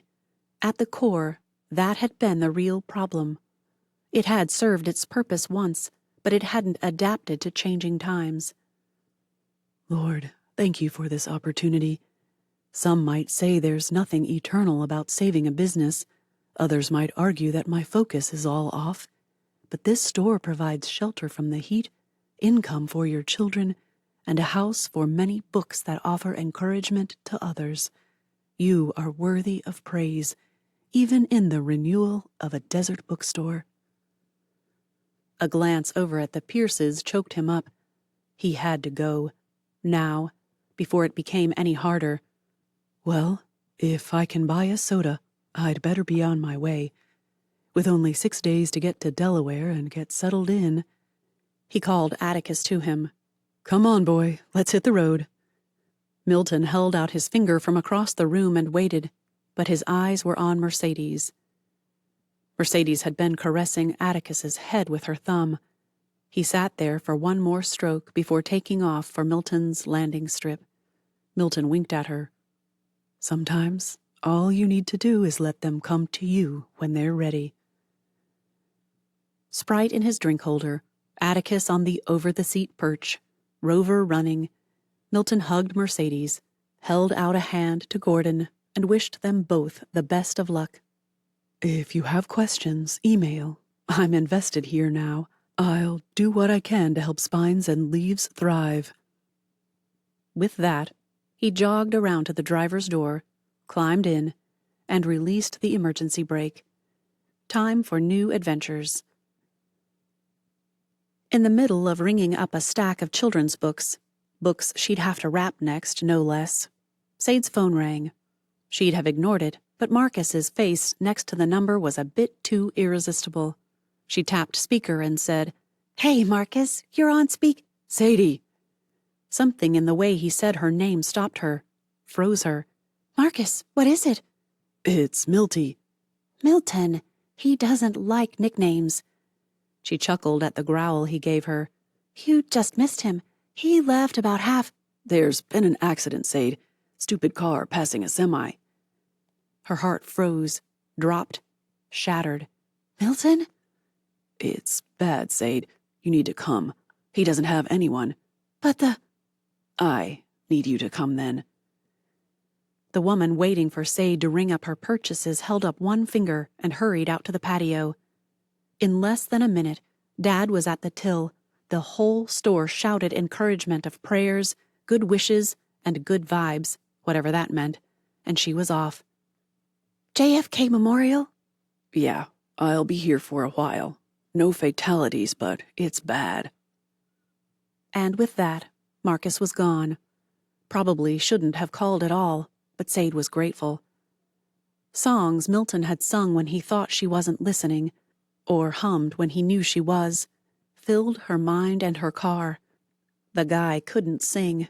In fact, it had taken a few tries for her to figure out that he'd been butchering one of the verses of Amazing Grace. Father, how does that verse in Psalms go? The one about blessing you at all times?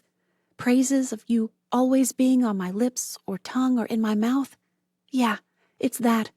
How How am I supposed to do that? This guy gives up 3 weeks of his life to help us, and now what? His car? His trailer? Are they okay? What about Atticus? She nearly slammed on the brakes in the middle of the road at that thought.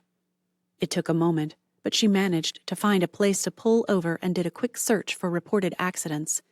He'd have been going east. On the 10? On Rice Road?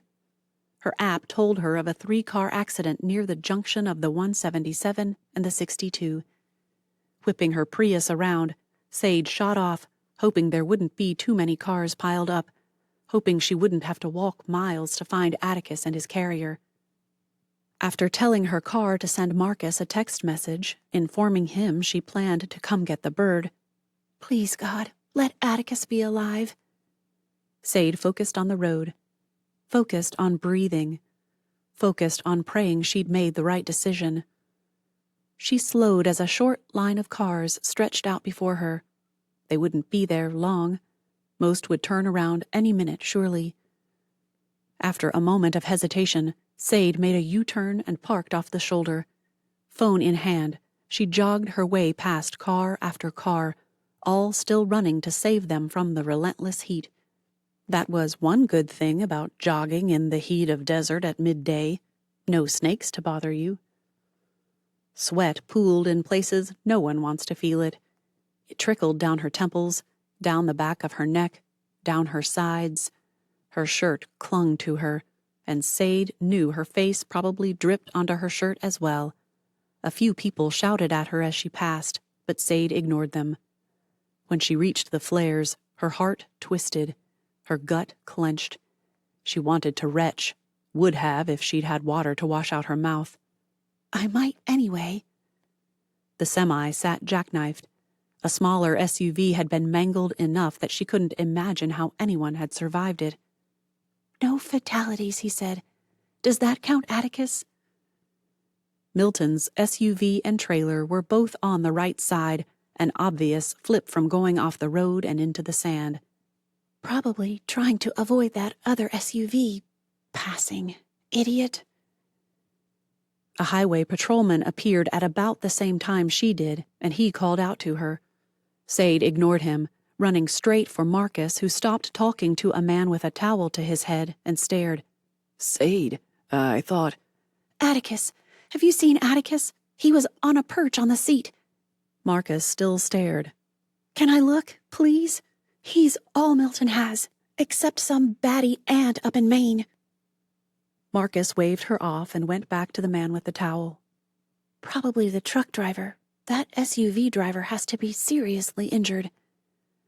Heart racing, emotions tumbling, Sade leaned over the open door to the Land Rover and peered inside. Atticus? You okay? She looked for signs of blood and found them. Too much to be a bird's, surely. Atticus. Here, boy. Let's get you out of this heat.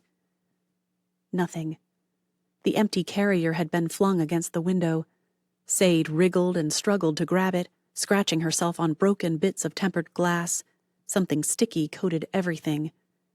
When she climbed out holding the carrier, Marcus called out in what sounded like an optimistic tone.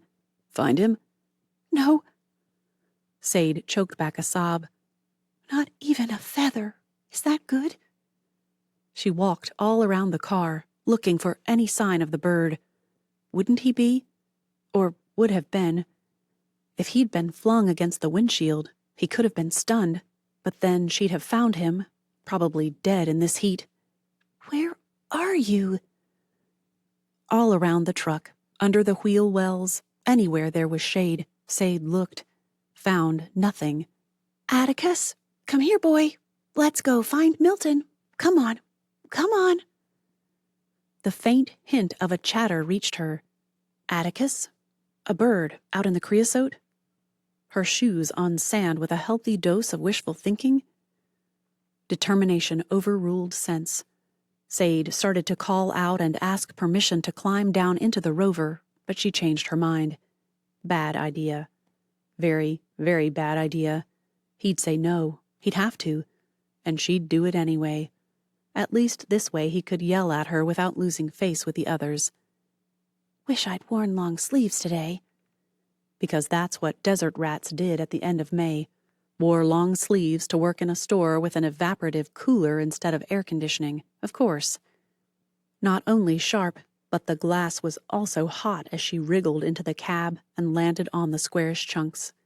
It burned, sliced, and scratched as she felt around under the seat, offering a finger, pleading for Atticus to come out alive.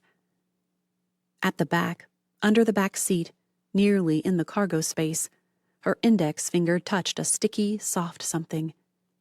She scrambled over the back seat and landed on the side window. It broke under her weight, likely weakened already, but it wasn't much for the ego. Peering in that little corner, she saw Atticus lying there, unmoving.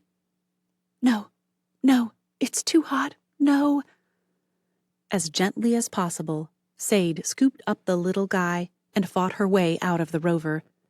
She snatched up the carrier and ran past people who tried to stop her and ask questions, ran past Marcus who called out, called again, and began running too. He caught up in seconds. Did you find him? I think he's dead, but it's so hot. Maybe if we can cool him down, maybe it's just, I didn't take time to see. I just have to get him into a cooler place. I know it. My car. No, I'm going.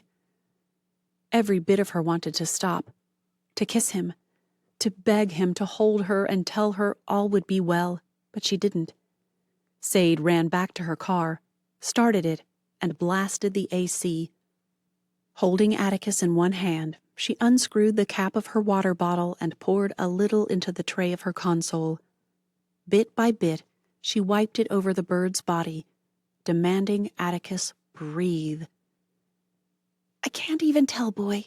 Are you breathing? Is it? She moved her efforts to the bird's chest. Maybe, with it all smoothed and washed, she'd be able... Was that movement? Determined to trust, she began singing a song popular at her church in San Diego. In the desert wind, my heart rejoices. Singing praise to him we lift our voices.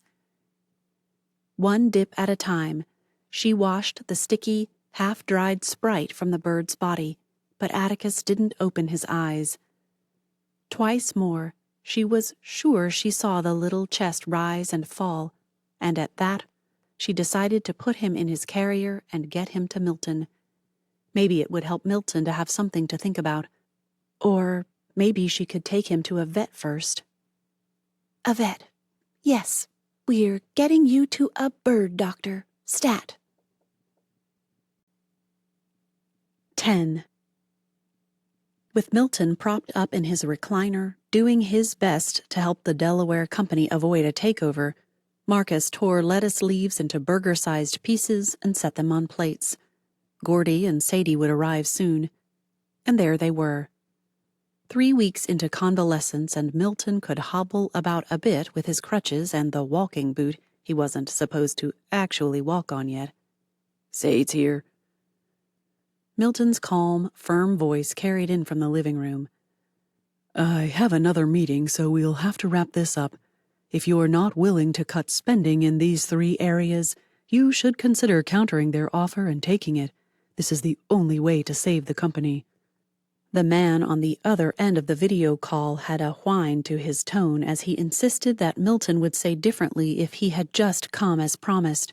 Milton didn't take the bait. Numbers don't lie, Mr. Chunkus. You cannot charm them into compliance. Like it or not, your boutique-style setup is costing you sales. You're selling to contractors, not DIYers. That makes all the difference. But my branding coach... Failed. Either he didn't ask the right questions, or you weren't honest. Either way, it's not working. Meanwhile, think about it. These 3 are non-negotiables. If you can't or won't make these changes, I cannot help you. As per our revised contract, you have 7 business days to decide. Have a good day. How does he do that? For someone who looks like a total wimp, he sure can direct a conversation wherever he wants it. Milton's call from the other room broke through his musings. Is there anything I can do, Marcus? Sit there and heal. We'll bring you a plate. The front door banged open, and Sade entered carrying armfuls of containers, enough to feed them all for a week. Food has arrived, as has good and bad news. Gordy followed, limping in with a cane in one hand and Atticus's carrier in the other. Watch out for her. She's got expensive tastes. Either the truck or the trailer is totaled. Atticus flew across the room the moment Gordy opened the carrier. He landed on Milton's shoulder and rubbed his head against the man's jaw. Marcus, holding half of Sade's containers, watched with a catch in his throat. If we got married, I could have a dog. He could go to work with her. Then again, if we got married, I wouldn't be lonely anymore and wouldn't need a dog. Something about those words jumbled themselves up into one thought he dared never let her know. Mercedes Pierce is not the equivalent of a dog. I think I want to try to eat at the table. Mercedes, can you help me out of this chair? He does that just to get under my skin. The table looked spread for a party. A platter of burger fixings, a bowl of beans, one of pasta salad, and one of cubed watermelon.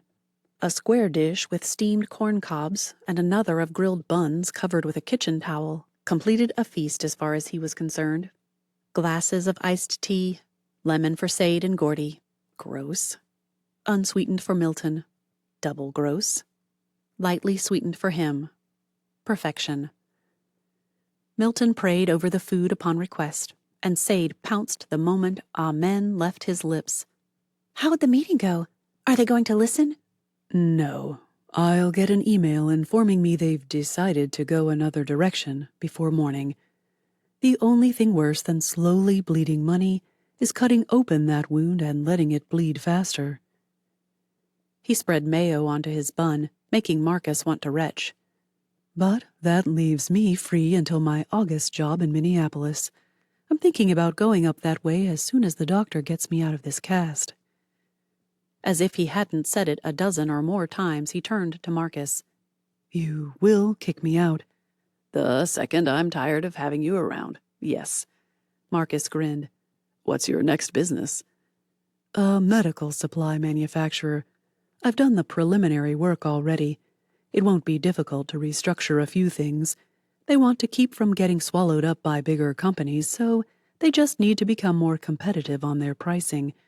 Cheaper doesn't always mean more sales. I think we'll have them out of the woods in 6 weeks. Then, maybe down to Florida. Gordy looked at Sade and shook his head. She glowered at him and pulled out her phone. Gordy sighed. Mercedes Marie. I'm doing it, Dad. A few flicks, a swipe, and she handed over her phone. So, I was in a Facebook group for bookstore owners and showed befores and afters of our shop and shared the sales differences, actual dollar amounts, so they knew that a 100% increase wasn't a matter of a few dollars. Look. Milton took the phone and read. Gordy bit into his burger and pretended to ignore the whole conversation, but Marcus leaned forward, curious but unwilling to ask. Yet. Sadie took pity. There are at least a dozen people on there who would pay to have him come. They couldn't pay his big client rates, but he could see parts of the country he might not have gone to, and basically free that way. He helps stores, stores help communities, and everyone wins. A man has to make a living, Sade. Gordy nodded Milton's way when the man looked up from the phone and passed it back. She didn't promise anything. You can ignore and move along. At least she didn't put your name out there. While the Pierces sat there looking uncertain, Marcus caught the flicker of excitement in Milton. Perhaps 3 weeks together made it easier for him to read, but Milton would do this. Of that, Marcus had no doubt. Working with the bookstore has been my favorite assignment to date. I loved every minute of it. Book people understand each other. There are special connections between bookworms that might exist between football fans or movie buffs, but I doubt it is the same. Sadie reached over and laced her fingers in his. her hand over his like she'd done at the wash that night. He's great at helping people see what is right in front of them, books or people. Like some kind of benevolent grandfather, half the age of most, of course, Milton beamed at them. In bookstores, sometimes people can't see the leaves for the forest. Gordy and Sade cracked up, but it took him a minute to get it. It might apply to books. Well, to be fair, it was a perfect description of the store packed with so many books you'd never be able to look inside. But how it applied to them, he had no idea. Still, he got us to talk. He got us to see each other when circumstances tried to blind us to possibilities. Milton held out his hand. Can I read that again? The table grew quiet as Milton read, pondered, ate, and read it all over again. When finished, he rose and thanked them all for the meal. I have a lot to think about, and my ankle is throbbing. I think I'll go lie down, pray, thank the Lord for new ideas and directions. You'd be such a blessing to other people, like you were to us. Sade's fingers fidgeted with the buttons on her shirt as she tried to put something into words. I hated you going without really being able to tell you how much it meant to me, to all of us, what you did. You told me, and you showed me. Didn't feel like it, she muttered. Marcus would have spoken up, but Milton held up a hand, his head cocked as if listening. And maybe that's how the Lord feels when we prostrate ourselves over and over, thanking Him and apologizing for things He's already forgiven us for. She shrugged. I suppose. Marcus called, and then when I saw those cars and all that blood... Sade choked. He gripped the table, and Marcus wondered if they'd kept him longer than his ankle could stand. But before he could suggest that they let Milton go, the man spoke, a kind of bemusement in his tone. Funny, I've been focusing on praise this year. I've never been one to praise others or the Lord, not naturally. So this year I've purposed to sing when I can't offend people's ears. At least it doesn't offend God's. That verse in Amazing Grace has new meaning for me. Even as Gordy snickered, Sade asked, What verse? We've no less days to sing God's praise. Well, I almost did. Atticus and I almost ended our days here. The least I can do is live the rest of my life in a prelude to that eternal praise, right? Maybe that begins with serving others. He sought out Sadie, just as he always did. Will you cover Atticus's cage when you go? They watched him hobble down the hallway to the guest room, listened to the door shut, waited. Sade spoke first. Do you think he'll do it? Gordy shook his head, but Marcus wasn't so sure. He said something one night right after he got here. He was really struggling, trying to decide on pain meds or not, and when I asked if he regretted staying now that all this happened, he said, Marcus, I haven't been this alive in years. Maybe it's time I retire and start living again. He's not old enough to retire. Sade looked at both men. He can't be much over 40, if that old. Ancient, Gordy muttered. I'm a relic myself. He may not be old enough, but I've heard some of his negotiations. If he's been making money like this all along, he's got to be able to afford to. I hope he does, Sadie whispered as she rose to start clearing the table. He loves books and reading and the people who love both of those. It wouldn't even be like working to him, more like breathing. 6 long weeks at Marcus's house came to a close with the man shouting, She's here. The trailer looks great. You'd never know it plopped over on its side and got all banged up. Ignoring his already throbbing ankle, Milton grabbed his cane and pushed himself out of Marcus's leather armchair. He'd miss that chair. A glance around the Spartan room produced a pang as well. I'll miss this place, these people, my friends. How long had it been since he felt like he really had friends? Another thing to add to my praise list. Friendship. The repaired trailer and replaced Land Rover sat in front of Marcus's house, the truck idling. Milton hobbled through the home, double-checking that he hadn't left anything behind, and his cane tapping against the hardwood floors with each step.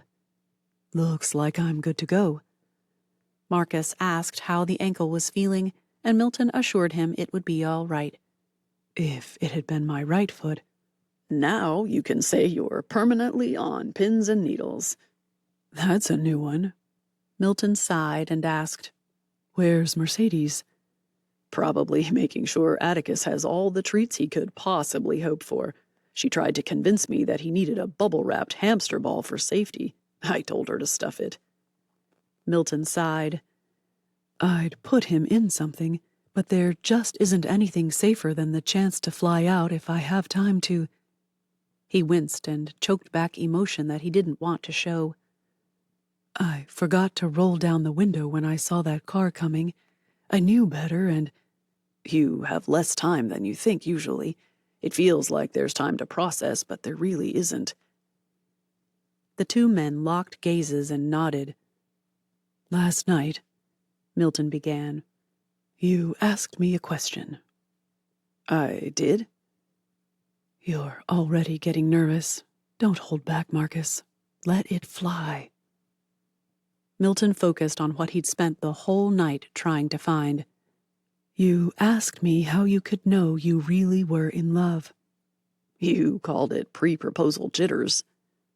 I found that quote I told you about. It wasn't C.S. Lewis. I should have known.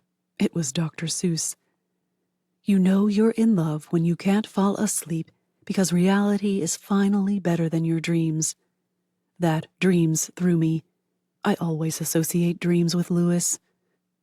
Marcus pulled open the door and gazed out where Mercedes fussed in the passenger side of Milton's new Land Rover.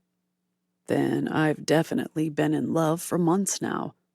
Thought you looked a bit sleep-deprived. Milton grinned as he paused at the threshold and said, Take good care of her. She's strong, but strong people need someone to lean on, too. Marcus held the door and asked, And who do you lean on? The Lord has broad shoulders. He meant for us to have people, too, but until he brings someone, he is sufficient. Milton offered his hand. Thanks for everything. I know you didn't like me at first. Jealousy.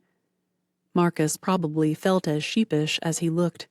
It's amazing how much I liked you once I found out she loved me.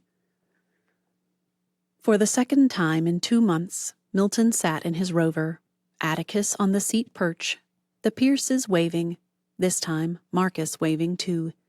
Just as he went to release the emergency brake, Mercedes leapt forward and jerked open the passenger door. I can't stand it. I have to know. Will you do it? Will you help some of these bookstores? Milton smiled. What would you do if you were me? Without even a fraction of a second of thought, she nodded. Definitely. Do for them what you did for Spines and Leaves. She shot a look at Marcus. And maybe you can do for others what you did for Marcus and me. Books and romance just kind of go together, you know? Marcus stepped forward and slid an arm around her in an obvious bid to help Milton escape. Milton didn't mind, though. He offered a rare grin and said, It's always been my contention that books are the strings that tie hearts together. At the end of Marcus's street, Milton turned toward Highway 177. Rice Road. Take 2. Next stop, Red Wing, Minnesota. One of the bookstores in Mercedes' Facebook group was there. Twice Sold Tales. He'd see what they had to offer, help the Minneapolis medical supply manufacturer, and decide about this bookstore revival thing. Who am I kidding, Atticus? I've just changed careers, and we both know it. Author's note. I have a secret. I never know a book's theme before I write it. I learn alongside my characters as we delve into whatever truths a story unleashes. So, when I began writing Spines and Leaves, I had the story planned. I just didn't know how the 7th verse of Amazing Grace and its lines about eternal praise of God Most High would possibly fit into a tale of two hearts not quite meeting and a dying bookstore. After failing to come up with any plan at all, I gave up and wrote the story. Once done, I'd see what I could come up with, see where the theme would fit into the overall plot. Two interesting things happened as I began editing.